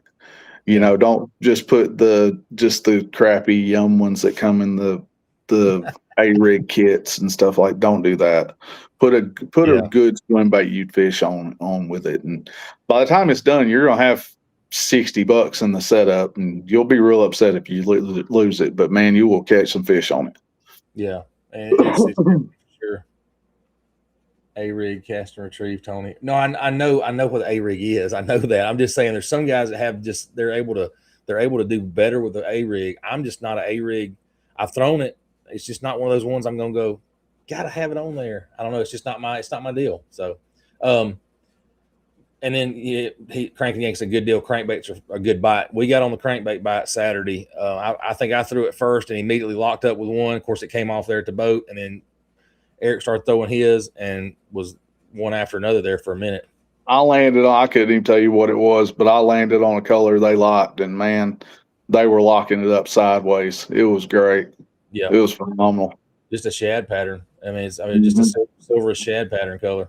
Shad iron, I think run about 12, 15 foot deep, something like that. We're hitting humps. I had my graph set to where it was showing me 8 to 12, or 8 to 15, something like that, which was kind of where I wanted to target at. And man, if anywhere I could see that color on the map, because map management's a big part of how I've gotten a lot better at fishing these lakes. And you just go around and look for this color on the map, and you go, Yeah. okay, there's the hump separated. Let's go there. We catch fish there, and then we catch fish there, and it was great. Now let's talk about maps a little bit, because I hadn't had an opportunity to fish on a boat that's running C maps, and then I run Navionics, and I love Navionics, but I'll be honest with you, C maps is a to me a big deal on the Lowrance units. And tell us about how you have it, how you set it up, and how you're running that to give you what you're looking for. All right, I just recently went to C maps, and that was what was the guide? The guide that was from, I think he was from Hartwell or Burton one, that was on here, and he was talking Oh, about C maps. you're talking about He was spot on check. Danny's show. Oh no, No, it wasn't Spot Chaser. It was one of the ones that was on Danny's show a couple weeks before that. He had a younger guy. I can't remember his name. Anyways, so I had Garmin's on my last boat, and I had Navionics with them, which I love Navionics. It looks like what my brain wants it to look like. That's what Navionics looks like. It looks neat. And it shows, it'll show creek channels and stuff like that better than a lot of things will. But C maps is more customizable for fishing. Like Lake Master, like Navionics looks cool. Lake Master, I can't speak on. I haven't really used it. I've used it like one time. Yeah. Navionics looks great, and you can see a lot of stuff. But the C maps, to be able to dial those colors in and really, like, if you know that you can look in the summertime and know where your thermocline is, and being able to set the bottom of that thermocline and about a 10-foot range from the thermocline back 10 foot shallower, and set that as I usually, the range I'm fishing in, I'll highlight it a bright green, the brightest green. Green means go there. And that's how my brain picks it out, is green means go to that. And so I will pick that out, and then I'll look for places that color either narrows up really thin, or it widens out really far. It does something different. It either makes a sharp turn in that color or something like that. And that's how that's kind of what my brain's process. Well, you're going to know what time of year is to where you're going to be looking for them at. Like, if I'm looking for this color and I'm looking for this over here and over there. And C-maps are they're such a good tool for what we're trying to do with them. I wonder why they're not talked about more. Why C-maps is not talked about as much. I wonder if it's kind of that sleeper kind of been held back on a little bit, because I saw yours Saturday. I'm going, man, because C-maps is preloaded into your Lowrance graphs, but I don't ever use it. C-maps, the regular C-maps that's preloaded is good. I got the C-maps. I think it's the reveal card or something like that. It's like $200 or something, $200 something or something like that. I can't remember, but it is far and away better because it gives you a lot more detail and it's a lot more accurate. Yeah. Than what is. You kind of get like a version 1.2 with your graph, and then you get the version 1.9 with when you actually buy the card. Yeah, definitely. What you're getting preloaded is not what you're using. It's not as capable as what it's capable, but not as capable as what you got. And if anybody's listening to the show that's thinking about Navionics or C-maps or whatever, Navionics lets me see a lot of the detail in the water. Let's say there's a saddle or there's a ditch or something like that. I can see the shaded areas of it. It shows me a lot. My biggest problem with the Navionics for the Lowrance, for sure, I'm guessing it's the way to all of them, is you have to be sitting in front of a computer to change what it is you want to look at. So you're stuck with whatever you load on your computer, whatever you load on your card from home, you put it in your graph, you're stuck with that for that day on the water. Well, if you go between like Lanier and Wedowee to Logan Martin or something like that with grass in it, you're not fishing the same stuff. So if you like Wedowee, we get a 9-foot drop during the wintertime. I've dropped my card 9 foot to show me shallower areas. Well, it's already back up. So I had to bring it out of the boat, reload it, I guess if you want to do that, that's fine, but I hate doing that. I want to be able to do it from that expensive unit that I've got on the dash right there. I want to be able to plug it all in right there, what you were able to do with your C-maps. And you were able to get that color shading the way you wanted it. Like you said, and I think first time I realized it worked like that was my buddy David that we fished the Toys for Tots. He has the hummingbirds, and of course he had, like you did, he had it green. We fished green all day long. He would pull up green. Right here's where we want to be. This is and sure enough, it works. So for sure, somebody said something. I think it was Coleman. Honestly, said something about waypoint management. And now I have had Garmin's and I've had Lowrance. Lowrance's waypoint management, absolutely far superior to anybody. Yeah. It's got a button. I hit the flag button. I pick the icon. Like if I'm on fish, I'll pick a fish. If I'm on rock, I'll pick a rock. It doesn't have a tree per se, but I use tall grass for tree and short grass for stumps. It's kind of how I break it down. But that's what I do too. I know that, but it's something I can look and I could go, okay, this here. So that way I know if I find them on rocks this day, I can go, all right. And I'll start looking, all right, I got rock here, there's a rock. And then I can, then you've got that depth range set too, once you figure out, cause you'll see too with scope, you'll see where fish are set up at. And you can kind of get an idea of where they want to be at. Because they want to be in that depth pretty much all over the lake. Right. And you can take that depth, target that depth, and then find rocks in that depth, and you can break down the body of water so fast these days. It's just crazy. I tell people all the time. I know we cranking and yanking gives us a lot of grief about forward facing and we get it back. But I can do way more damage sitting behind that steering wheel than I can from the front of that boat on that forward facing. The forward facing helps me dial stuff in a little quicker, but I'm 100% C-maps, Navionics, whatever it is you're using, getting behind the wheel and breaking that lake down that way. And you can get on fish pretty dang quick doing it that way. Coleman says C-maps are dialed in. He's about to sell his Helix units to switch back to Lowrance for waypoints. Don't get me wrong, Lake Master Premium is dialed too, and it is. Lake Master is a very good card. I've gotten to experience it a few times. It's not my favorite, just because to me hummingbird units seem to be more difficult to run or purchase for that matter. You got to know exactly what you're looking for, what it works with. I want to run some of the new Solix units to see how, because they've finally moved into the 20th century and put touchscreen on most everything. But the Helix units, I couldn't stand the menu Yeah. buttons. Yeah. Like, bro. Yeah, you gotta have a TI 85 degree calculator degree to know how to run one, because you gotta know Yeah, which button. no, I'm not over. I don't have time to go over here and scroll 37 times on this pad to get my cursor over to where I want the brush pile to be. Yeah. No, I want to go click, click, and done, just like Well, on my smartphone. I think they're on a different unit now, though, aren't they? It's not a It's Solix, not a. It's Discover or something like that. I can't remember what it's called. It was on all the boats, all the new boats I was looking at last year. But it's the newer. It's not the Solix, or it's there's something that replaced the Helix that is a touchscreen. Somebody in the comments will tell us what it is here in a minute. But Yeah, for sure. I do want to experiment some with that, just because I don't have a lot of experience with it, and Right. I mean, due diligence on everything. Yeah, absolutely. Clay says everyone talks about Humminbird's mapping, but I Explore, believe CMAP is much more. Yeah, Explore. I believe CMAP is much more customizable to the user, more shading options that you can adjust to your liking, for sure. I haven't played around with CMAPs enough yet, but I will be getting that card. My CMAP or my Navionics expires this year, so I'll get me a new card and I'll go to CMAPs for sure. Yeah, and he had CMAPs in his before he sold them. Coleman did. And Tom, what's going on, buddy? Good to see you in here. Ain't seen you in a minute. Thanks, appreciate it. He said, great show. You got it, Tony. I appreciate it, bud. Buddy, use CMAP reveal card on Amazon for half price and all the same features and benefits. Okay, may have to look at that.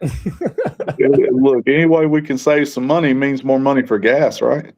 Yeah, for sure. Ooh. And then Ryan Potts says the Explorer's mapping is way better than the older Helix. So there you go. That's the unit that I was talking about, the Explorer, because I would like to do some some due diligence with the Explorer units, because I just want to, you want to see what they are, and I know Humminbird side imaging is lights out. They have, there's a reason that a lot of guys that don't have a graph sponsor run all three brands on their boat. Right. But then also you hear, like, when you talk about the mapping, people are going to talk about who pays them. So this is true. Most guys have a screen sponsor, and most guys with a big following, they're either all in on this or all in or that and all in on that. They're not going to tell you that this is better. They're not going to tell you their company's this sucks where some other companies is better. They're going to say everything. Their company has the best of everything, and that's the one thing I love about this show is we don't do that. Well, we bring it all out there. I was going to say this too about that.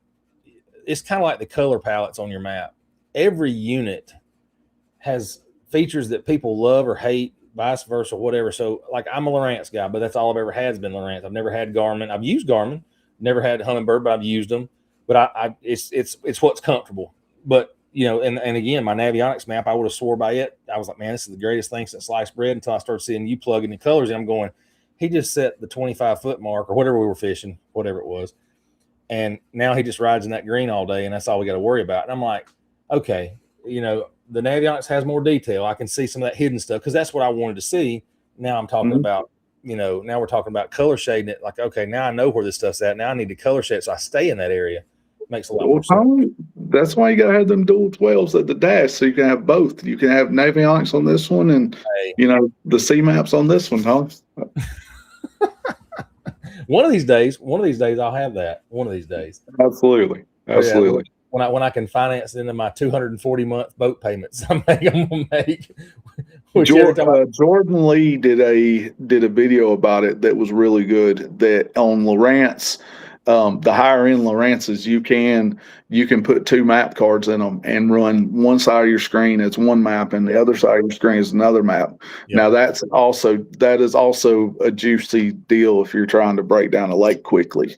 Yeah, I don't know that I'm gonna go that route, but you're 100% right. I definitely can do that. I mean, my one piece of advice to everybody, I know we talked about it before on the show, is get a good mapping software. I don't care what it is. Something mapping will make or break it to me as far as breaking down a lake quicker or learning a new lake or whatever you want to call it. It to me is the biggest deal. The live scope can go out. That's fine. If the mapping goes out, we go into the house because it gets to a point like you think about like Lake Wise. I can't run Lake Wise without mapping.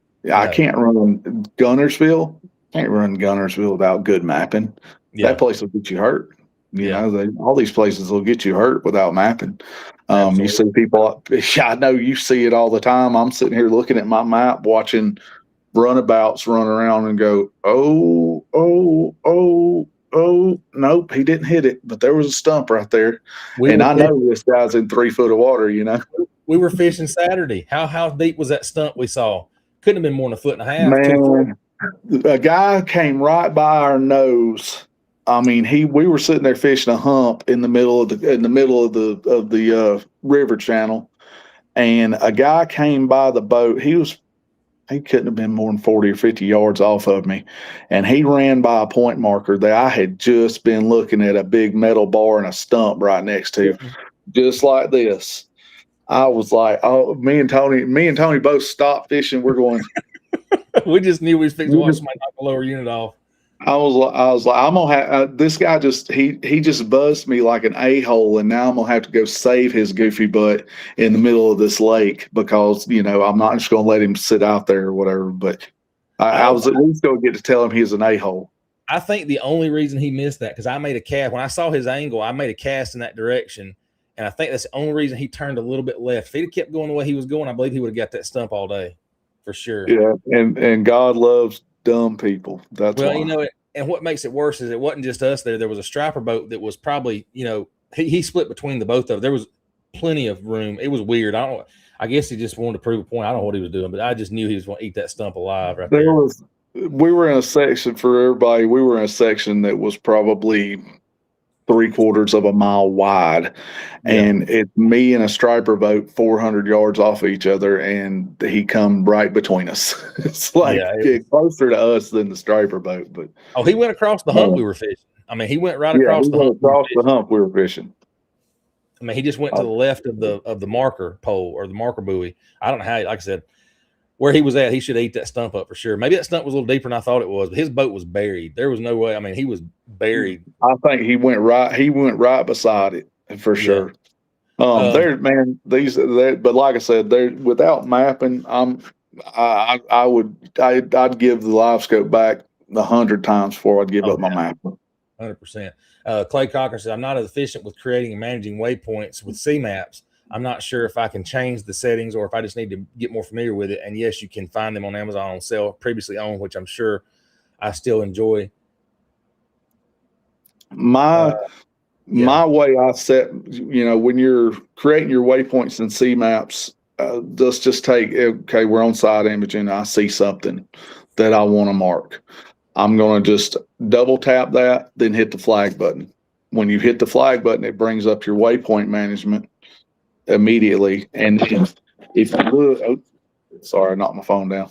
If you look, there's a little blue circle there, factory, but there's a little caret beside it you can hit, and it brings up all the different, symbols you can get. I pick the symbol I want, hit save, and then hit clear cursor, and then I'm right back where I was. I can literally set a waypoint in 6 seconds. Yeah, don't take long. At most. Don't take long at all. And Tom brings up a good point. When you travel with boat on trailer, your electronics should be turned off. It changes zones, and you will need to reset orientation at the boat ramp waypoint. Exactly. He's 100% right there.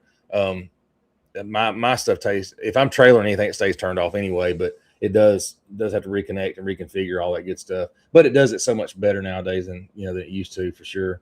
And then Ryan Potts says the Explorer units come with the VX mapping, and the waypoint management is easy to pick from different kinds of structure, rock, stumps, brush, etc. It's far better than the older versions. I have heard that. I've heard that they've come a long ways with the new units with the map cards, that where Lawrence used to be the kind of the king of the hill, that they're finally catching up with the waypoint management on the Humber. I have heard that. That's a good thing. And then Patricia says, imagine the 70s topo map. So I like a good paper map. My problem is it's hard to sort through a paper map when you're running down the lake, but I do like a good paper map. I've actually got some old paper maps from my uncle and stuff like that. They've got notes and stuff written on them, and little stuff like that. But Old treasure I map. mean, old treasure maps. But really, honestly, man, with what we do, like my dad wasn't a big bass fisherman. He didn't do this. This wasn't his thing. Like I said, my grandma was a fisherman, fisherwoman. Yeah. But she wanted to go fishing for crappie. That was, we went out on a pontoon boat. We'd go out and anchor up over the brush pile and sit there all day, and Yeah. that's just what we did. But if you didn't have, before the last probably 10 years, if you didn't have a dad or an uncle or somebody that taught you how to do this or what to do, Yeah. you didn't know how to do this. You didn't get all these. There's fishing spots in these lakes that have been passed down from grandfathers to sons to grandsons, and they're best kept secret. They're family trade secrets, and those are the guys that always won the derbies and stuff like that. But now it's different. It's anybody can do it. You just have to take the technology and use it and do it. So technology helped me reduce my learning curve. That's all I can say about it, because I didn't fish for a long time. So it helped me 100% reduce my learning curve. And we talked about, you and I've talked about this before. That's the one thing we hate about fishing is all the secrets that, I'm not a threat to some of these tournament guys. I go out there and donate. I know I do. I have fun doing it. It don't bother me. I get mad at myself because then I go out on a fun fishing day and catch 20 pounds or whatever. But then I go out there on a tournament day. It's like, well, there's 7. We got 9. That bothers me. That's on me. Well, like I've had people that I fish with that I come back to the ramp and there's an old guy sitting there or whatever, and he'll be like, man, I didn't catch anything. If I had a good day, I'm gonna tell this man everything I did. I'm gonna tell him everything I did. Go look, do this, and this. This is the bait I used here, all that. And like people I fish with before got like, man, you shouldn't do that. Why?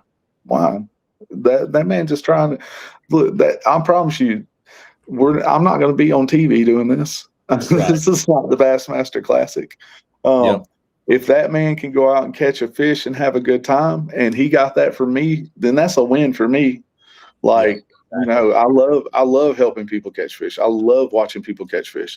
I've stopped and gave a kid on a pontoon boat. I had one of the best days I ever had on Wedowee was on this very specific spinner bait, and I had 3 in my boat. And the very specific spinner bait, it was a white 6 cent spinner bait that they were just on that day with this white and silver, just boot tail trail. What's the good boot tails? I'm drawing a blank here. Kitex?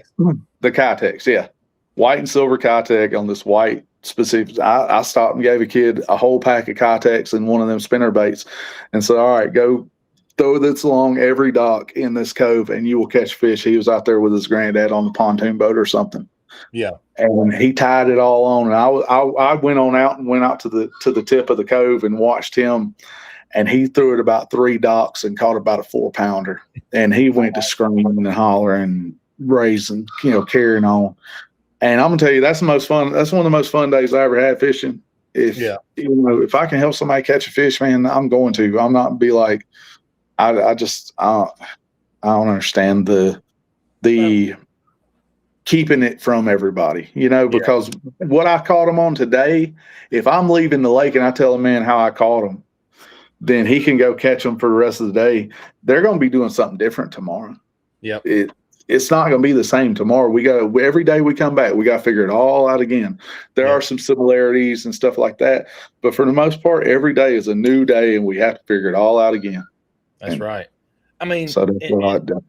And if nothing else, at the end of the day, we can enjoy the fact that we help somebody else catch a fish. Because it's fun. It's weird because it's fun to catch fish, but it's even more fun that you show somebody else how to catch one. I mean, I've taken a couple guys out and we've done really well. I'm going, man, that was a great day of fishing, and to see their excitement on it was worth more than me catching a fish. And I say that in tournaments to guys, or when I take guys fishing with me, like I'll catch the first fish or whatever. And I'll look at them and say, I don't care if I catch anything the rest of the day. You caught one. If they catch one, like you caught one, I'm good. I don't care if I catch another fish. You caught a fish today, and that's what we're here for, kind of thing.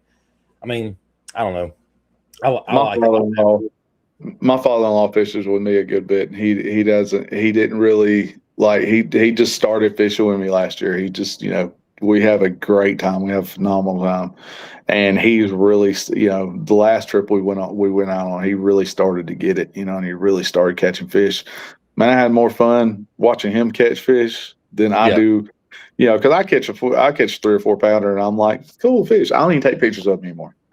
He, it, man, that 2 pounder got a full on photo Oh shoot and yeah. everything, and I love that, man. I would rather see that Yeah. Well, I 100%. mean, absolutely. So, all right, we're going to change gears a little bit here. So, what's one technique that you want to work on this year that you need to work? I know you like minnow fishing. I know we're getting there, but what's one technique that you want to learn this year that you really want to learn? My biggest thing is getting more efficient with big bait fishing. I want to learn more big bait fishing, more big swim baits, big soft swim baits, line throughs, stuff like that. Yeah. Glide baits, doing that. That's kind of my focus. That's going to be my focus going through after the spring and into the summer. Is going to be the 6 inch up category plus Gotcha. category of the big largemouth bait, because really it's not so much a bait right now for me. It's more about learning how to consistently produce size. I'm wanting to produce a better class of fish. Yeah. Yeah. I agree. That's one of those things that's for tournaments. That's where I'm at with it right now. Like I can go out there and catch fish, but getting away from that mentality of just catching fish. And something I did Saturday that may or may not be that. I went to a spot, made 4 or 5 casts, and immediately I was like, I pulled the trolling motor and left. And we've heard guys talk about that on Lanier. You got your Emils or your Brooks that go, I make 1 or 2 casts, I'm gone. So I was doing that Saturday, and it actually helped me get to better quality fish. And it was fishing the same areas I fished 100 times before, but it helped me, instead of staying on that spot for 45 minutes fishing the whole area, I went to the back, nothing. Went to the front, nothing. Whatever. And then finally, it's like, all right, we're gone. Take off the next spot, try something different. So I think, for like you're talking about, it's not necessarily a technique. It's more or less forcing myself to learn to fish more efficient, I guess is what I was going to say, for sure. Tom put on here, I saw a boat pass me and was disoriented. They looked like they bounced around like a 4-wheeler up the bank. Just then a lady started screaming at the driver. I must have missed something there. But yeah, so getting screamed at on the water for sure. But yeah, I mean, so like we talked about the flutter spoon. That's why I said something about going with Kevin, because I'm like, that's the one technique that I want to catch some fish on the dang flutter spoon. By gosh, I mean, I know it works. I want to catch them on the dang flutter spoon. That's my biggest thing for this year, I think. And eventually I'll get there, but it's just whatever. And then bridges hold big fish. Patricia, I agree with you 100%. Bridges hold big fish. You fish. And I get real bad about not stopping on the bridges anymore. Just I don't know why. It's just I got away from it for a long time, and I've always caught good fish on bridge. I've caught a bunch of good fish on bridges and big rock and stuff like that. Do you find yourself doing that though? Like you're talking about getting off bridges. So I'm the same way. I'll know that I can catch fish, and probably good fish, in a certain area, and I'll intentionally pass it by to go somewhere different, maybe somewhere new, maybe somewhere out of the ordinary. I don't know if that's what I'm saying. Or you'll see somebody else doing it all day. You're like, hey, like the bridge on Guntersville, for instance. I'll go somewhere different because everybody goes and sits on the bridge. And I know it's a pinch point travel area. I know that, but like I want to go figure something out that's different. Do you find yourself trying to do that? I do, because I mean every boat that's got a speck of glitter in it is somewhere can find them bridges, and that's why I was kind of shy away from them. But I really shouldn't, because we got pinned under one in a storm a couple months ago, and while I'm there, I'm gonna fish, and man, I was seeing some big fish that I couldn't quite connect with, but there were some big ones there, and now that's where.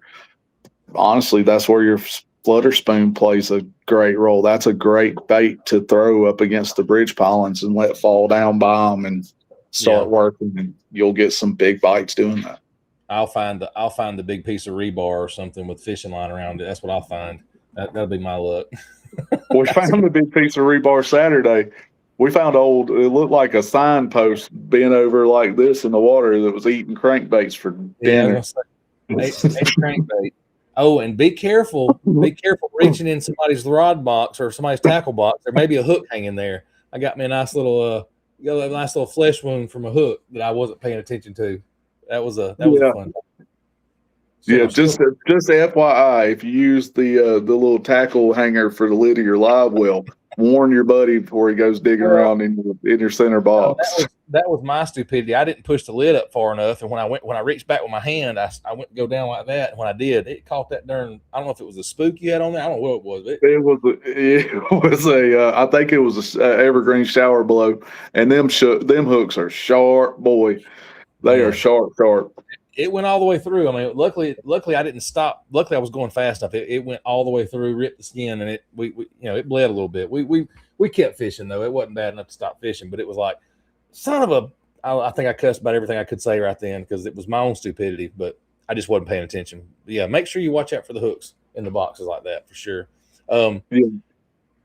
Here's some juice. Tom said, "Here's some juice." When you get up in the morning, the sun is farther north of the true east-west longitude. It is summer season. There you go. And there's always that, playing those different, sunny side of the bank versus shady side of the bank versus where it's heating up faster. I've used that mindset technique, different times of the year to figure out where I could fish at first. And then you start, kind of starts becoming second nature and you don't even think about it anymore. Like I had one of my most violent blowups yesterday. The sun had gotten out from behind the clouds and I found one little shade line, and that was one of the spotted bass just absolutely annihilated a topwater bait. But I'm also testing something. So Fish Nerd Labs has got a product out. I don't know how much he wants us talking about it yet, but I think he said it on the show. He's got some stuff called NeuroScent coming out. So I tested it Saturday as well. From midday on, well, about 11 o'clock, I started using it.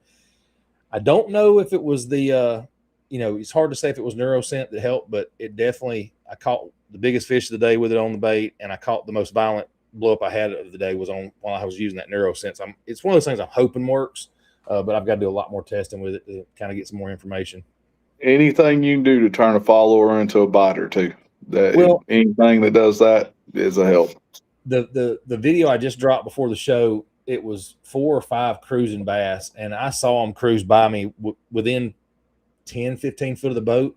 And typically, if they can see, if you can see them, they can see you if you're that close. And I had already made the cast on the edge of the bank, and I was working back. They just had me coming right where my bait across their path.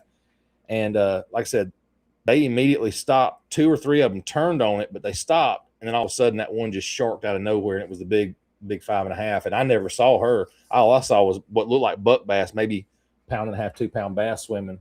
And then she sharked out of nowhere, and that kind of caught me off guard. So I'm hoping the NeuroScent was a player in that game. It seemed like it may have been kept them interested for sure. But I'm going to test it on some soft plastics this coming week or so, put it in some bags of plastics and do a control run with some shaky heads or something to try to see if I can figure out if it seems like a good stuff. It's got a good your Guntersville trip will be a good place to test that, because that is one of the most pressured lakes in the country. That's exactly where I'm going to try it at. I'm going to have a bag of worms with it treated, and one bag of worms that's not treated, and I'm going to throw them. I'll have 2 rods, one with each same bait tied on. I'll just try both rods in each area and see what happens with it. I'm hoping it, like I said, it really seems like it's good. It doesn't have a foul odor to it. It's got a good odor to it. It's got a little slick feel. It's a more watery substance, so I think it'll soak into the plastics and coat the plastics a little better. But it does have a slick feel, because you can feel it on your hands. So it definitely seems to stick to the baits and stuff. But I think it'll be a pretty neat little stuff to use for sure. And like I said, it doesn't have that foul odor like some of that stuff does. And it's not garlic scented, so you don't have to worry about the garlic scent, stuff like that. So we'll see how it goes. I'm sure it's going to be something pretty neat. He's always got good products, so I'm hoping it really works out for him. I sent him some text messages after I caught the fish on it. I was like, dude, I don't know if that's what it was, but holy crap, we got some good bites on it. So for sure. Oh, yeah. And Guntersville, when we fished our derby on Guntersville, we kind of I was looking around and I got to count. I counted tags from 9 different states in one boat ramp in Guntersville. The farthest one away was from Wyoming. Wow. I was like, that's dedication. Drag a boat from Wyoming, and it wasn't even a big tournament going out of there. That's just a Saturday on Guntersville. That place is not a real place. Right. So I'm going to Guntersville this weekend. What are some juice tips that you might have that you can say, hey, you need to try this, do this to catch some fish? Okay, it depends on the barometer. If the barometer is high and they're not wanting to chase, green pumpkin, red flake, Cinco everywhere. Texas rig it, keep it light. Try it pegged, try it unpegged. You'll have to play with that and see. But that is, if they're not wanting to chase, that's a staple. If they're wanting to chase, if the full moon is this weekend, bluegill pattern chatterbait, 100%. Get up shallow inside the inner grass line inside of 4 feet, and throw that chatterbait in them bluegill beds. Them big ones will be looking in them for them spawning bluegill, and then of course a frog. It's Guntersville. The grass might be starting to come. Yeah, the grass might be starting to come in enough now to throw a frog some. Or a spook, a walking bait, a big walking bait does pretty good, do pretty good too. I already know that's going to be in there. Yeah. I've got the frog tied on. I've got one tied on, so it'll definitely be a player for sure. I just don't know. My biggest thing about Guntersville has been this. I've asked Dave Aldridge this question. I've asked Chris Flint this question. I've asked everybody. Is how do you break it down when there's grass involved? Because it seems like it'd be harder to fish with as much grass in there, like even using the side scan. I know Chris, he does it up there. He side scan. That's been my biggest, like, how do you break this down? And it's a big body of water. I mean, I'm an old 91 Ranger with a 2-stroke on there. I can burn some gas quick on Guntersville. It don't take long. Make one good run. I'm burnt through 2 tanks of gas. So that's my big thing, is like focusing in on certain, like, what do I need to start looking for, I wouldn't do a whole lot of running, to tell you the truth. There's the one creek you're going to put in at Browns Creek. Mm-hmm. I would stay my butt in Browns Creek all day long. There's everything in there you could ever want. There's all the different types of cover. All of that's already in there. There's hard spots. There's pipes. I'll send you some waypoints. There's some pipelines and stuff in there. There's islands in there. There's grass. There's timber. When we were there 2 weeks ago, they were on wood. But then my buddy was there last week. They were on grass.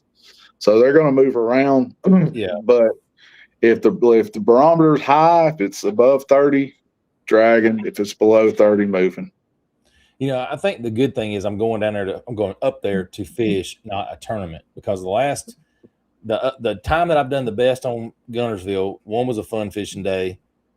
Then we had a pre-fish day we done real good on, and then the tournament day I stunk, and then the next tournament day I stunk. So I've only been there like 4 times, maybe 4 or 5 times, and it's always the days I'm not fishing a tournament I do better on Guntersville. Like I can actually do it.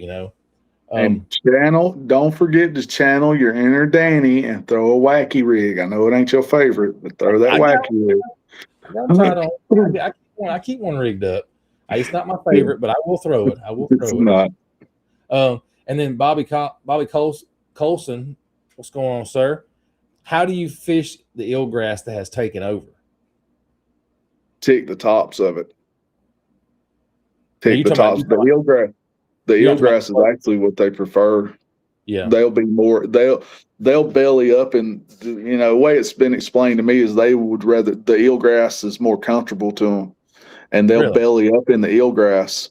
And then also you can side scan the eelgrass and look for holes. If you can, because you can see the grass, it'll be all fuzzy, and then all of a sudden there'll be a bright spot in the middle of it. That's a hole in that eelgrass. And if you find them holes in that eelgrass, look for light spots or anything, any change in the grass, and you can flip a wacky rig or something in there, and something generally is sitting in them holes in the eelgrass.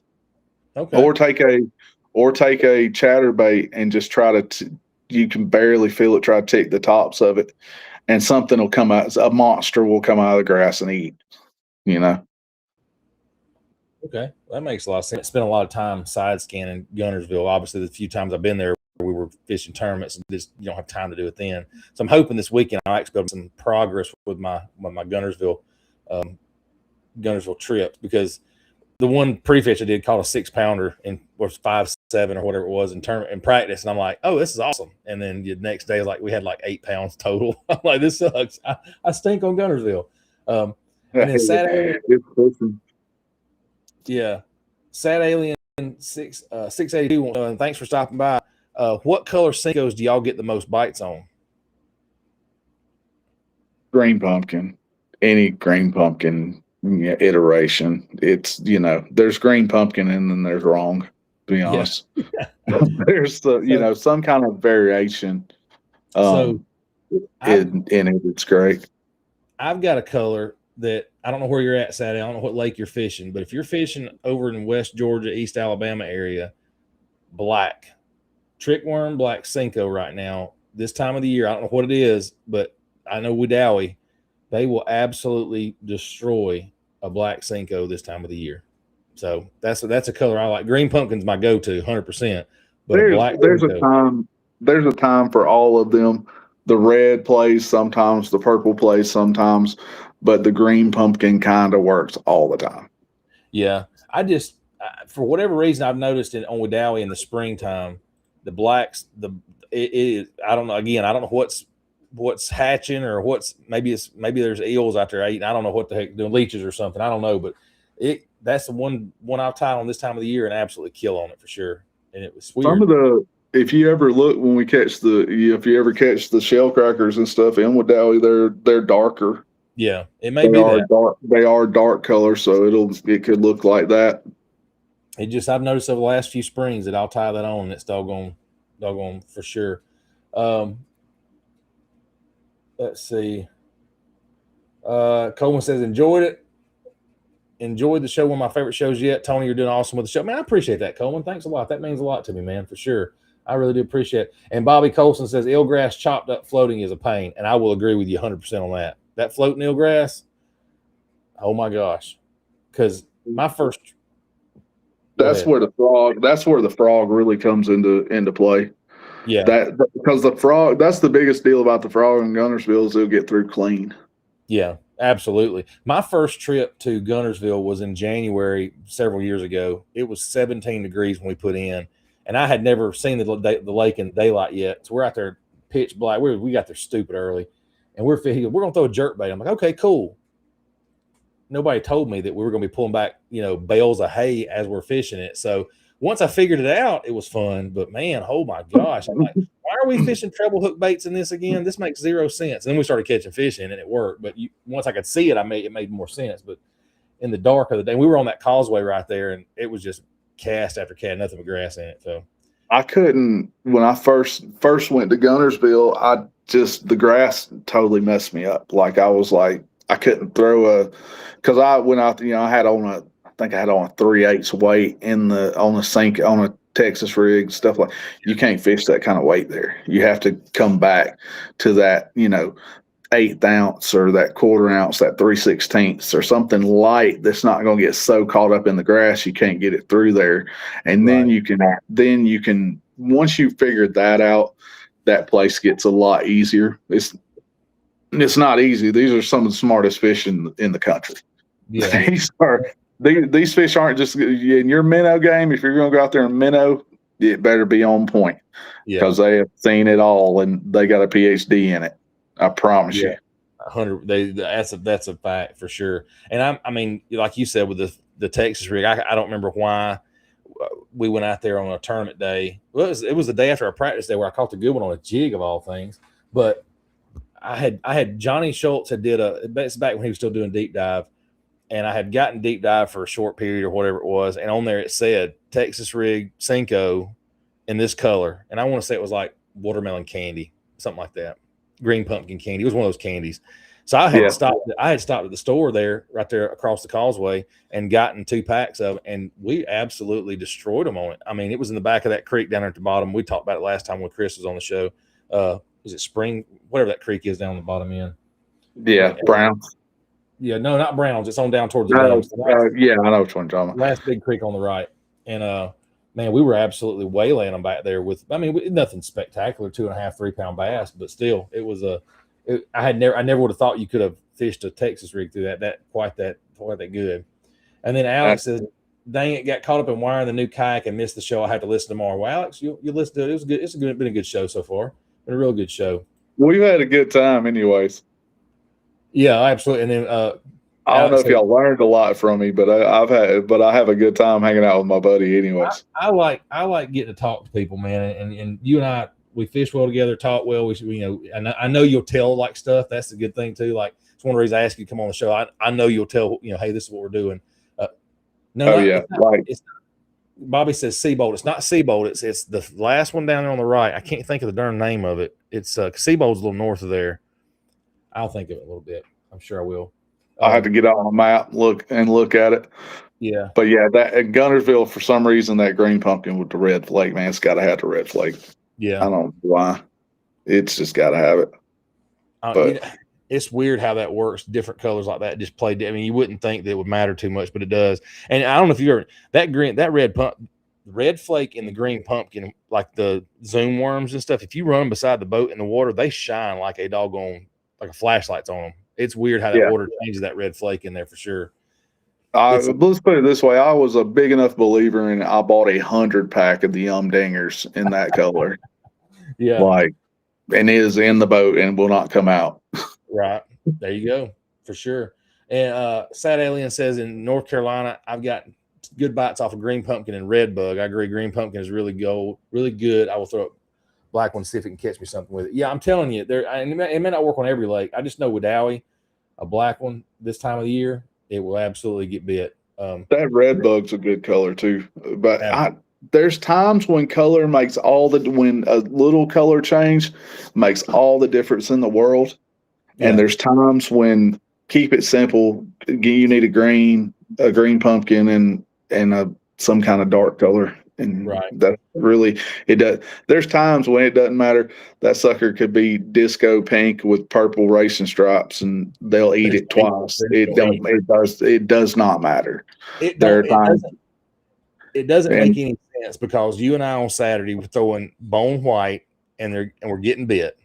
Mm-hmm. And then you throw a minnow for a minute or two, and they would run from it. And then I was throwing a jerk bait. I threw 2 different colored jerk baits, the chartreuse one that got chased, and then I put on a clear one with a little bit of purple and gold in it, and it got chased. They wouldn't touch it. It's like, why are you eating a white bait on top of the water, but you won't chase something that's in your face the whole time? Makes no sense. You will come out of the water to eat this, but you will not eat this meal that is right here in front of you. This is why we call it fishing, Tony. And that's 100% right. And Patricia says floating lizard, and then June bug. That might be a floating lizard. Might be a good one too. We don't talk about that a lot, or even the speed worm that goes. I was watching. Bass and Bougie was talking about wacky rigging the lizard. In his last video he put up, I think it was yesterday or something, talking about wacky rigging the lizard. I was like, yeah, hey, that's one of them things. Give it a shot. It's fishing. It is fishing, and there's 100 different ways to catch them. And one day, one thing will absolutely decimate over everything else, and you just have to hope you hit that one day when it matters. Yeah, I wonder if thinking about that, we saw some bait fish that were fluttering in the water on Saturday. I wonder if wacky rigging a fluke would have been something. That's a good idea too. There were definitely bait flopping around like that in the water around us. So, I mean, I got bit on a fluke twice. They weren't connecting with it well. Yeah. They were trying to kill it. They wasn't trying to eat it. But I bet a white worm might have done well. That might have been definitely might have done something a little different for sure. That might have actually played because you threw the green pumpkin or whatever it was, or the Elder's Magic. That's what you were throwing. I threw the Elder's Magic. I threw the Elder's Magic a good bit. It's a good, that's a good color there. It was, but just depends on what they want. Yeah, and then Alex talks about the speed worm, which I just said. Speed worm, TFC private, June bug, red, trigger 3/6 trigger. Texas trig 3/16. Yep, was awesome at Santee. And that's another lake, Santee, man. I'm gonna get up there one day. One of my best customers is in Yemassee, South Carolina, which is about 45 minutes from Santee. And they Yeah, keep asking me to come out there. I'm like, y'all know if I come out there, y'all gonna see my truck and my boat if yeah, I come right. out there. Because one of my carriers that hauls for me every day, he actually lives in Santee, South Carolina. And he's like, yeah, he said, man, come out here. We'll go fishing. I'll go out there, go out and visit them on like a Thursday and then stay for the weekend or something like Man, that. be ruined. You go up to Santee and start getting some of them hogs up there, man. That's just, they say that everybody's spouting that it may be the next Guntersville. Who knows? Listen, I think the only reason it's not that talked about, I won't say talked about because it's talked about a lot. I think it's because of how hard it is to run. It's hard to run, and it also doesn't have the infrastructure that Guntersville does. Correct, but Guntersville. I'm just talking about from a lay fisherman, average fisherman standpoint. It's like you can go out there. Yeah, Guntersville can be dangerous too, but you can go run everywhere on Guntersville till you get that shallow stuff. Santee, it can bite you. Santee's a problem. It can definitely be a problem if you don't know what you're doing. I would definitely get a guide for the first day. Yeah, That's another thing that we didn't even get into that. Is I will tell everybody is, you've said before about people talking crazy about people that pay the guides. Man, look, if you don't fish for a living, pay them guys, man. Pay them guys, because I promise you, they will take so much time off of what you're doing, and so much, they will shorten your learning curve so far that it's far worth it for what it costs. And to kind of expound on that a little bit to your point. So I'm going to Guntersville this weekend. The Airbnb cost me $350 for 2 nights. The gas, getting up there, the gas in the boat, the time, and I could have spent the same money on a guide and go up there and not guarantee I'll catch fish, but I'll at least learn something and probably, more than likely catch fish on Guntersville.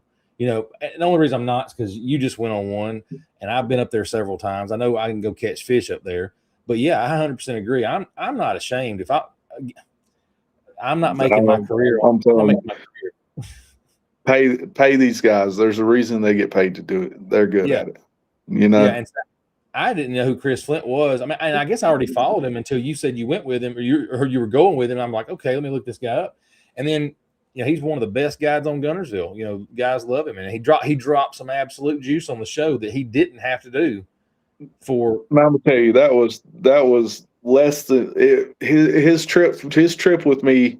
We did it in my boat. It was less than $400, and now of course I tipped the man and all that because he put me on him, bro. He took care of me, but that and but then his second trip canceled, and he was like, "Hey man, you want to go fishing?" I'm like, "Absolutely, let's go fishing." And we just by the end of it, man, you're fishing with a buddy at that point, and it was just, man, I've been out with a few guides, and I 100%, I recommend all of them that I've been with personally. Like I've been out with Jeff Nail, great guy, phenomenal. You guys are over there, great guy. Haven't been with Kevin yet, but I'm planning on going with Kevin here for too long. I've been with Kevin, 100% recommended, 100%. Yeah, and like 100%. Alex's comment here, brother, I pay guys to take me on their home lake, out on the home lake. LOL. Nobody knows what's going on better than they do. I agree 100%. I mean, there's nothing wrong with paying a guide to take you out there and show you the ropes a little bit. I mean, and listen, I know he's not a sponsor of the weigh-in, but Kevin Underwood does a Patreon. And if you want to know what's going on Lanier, you should be probably watching. That's the next best thing for that, for sure. He gives away everything. I won't say everything, but he gives away a ton of information. I had it for like a month or so, but I don't fish Lanier that much. And I was going, he's literally telling them what creek they're in, what they're doing, where they're at, how they're sitting up. You can't, And for what it cost, I don't know what it costs anymore, but back then it was, if you paid for it every month, it was the price of one guide trip. Yeah, for the year. Yes, what I'm saying. If you paid for a year, It's $30 a month, I think. That's what I'm It's saying. not that bad. Yeah, by the time you paid a year, you paid for one guide trip, and you got 12 months worth of information that you had access to. So it's like the first time me and you fished together, it was New Year's Day, but I had been on the lake because it was the weekend and the holidays and the holiday slowdown. I had been on the lake all 3 days prior to that, and we were on them. We go out there and just wreck them. We just absolutely wrecked them. Yep. Well, I work a job. I can't be on the lake 3 days prior to going and fishing. So it's worth that money 100%. Absolutely. Well, man, we've hit that 2-hour mark. I have had a blast. I've had an absolute blast tonight. It's been a good conversation, laid back, Absolutely. Lots of information, and there's some good stuff in there. You guys, if y'all missed it, make sure you go check it out on the replay on the channel for sure. So listen, we're gonna cut it out with that right there. We've had a great show. Make sure you show our sponsors some support. We got Big Al Speedshine sitting here with me. He's got on his hat. We trust it. We love it. Been using it for over a year now. We got FCLX, guys, lithium battery fire extinguishers. I promise you, can't go wrong having one of these on boat. This is the 1 liter. It does exactly everybody got lithiums now too. Man, so it's just one of those things that I won't run a boat without anymore. Brother, I really appreciate you coming on tonight and chatting it up with us. And guys, man, I appreciate you. I appreciate you having me, man. It's just, we're just regular. I'm just a regular fisherman, man. I'm not nobody special, but I really had a good time talking about it. I love anything I can do to help this, you guys out in the show and all that stuff, man. I'm always happy to help.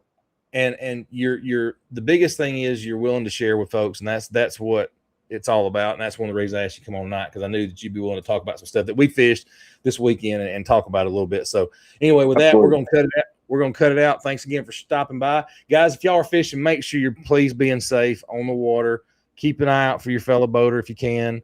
Pay attention to where you're going and what you're doing. Wear your life jackets, please. That shouldn't have to be said, but we have to say it every time.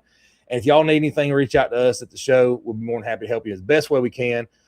This Saturday, I think we've got a tournament with I'm not going to be there, but Fishers of Hope's got a tournament.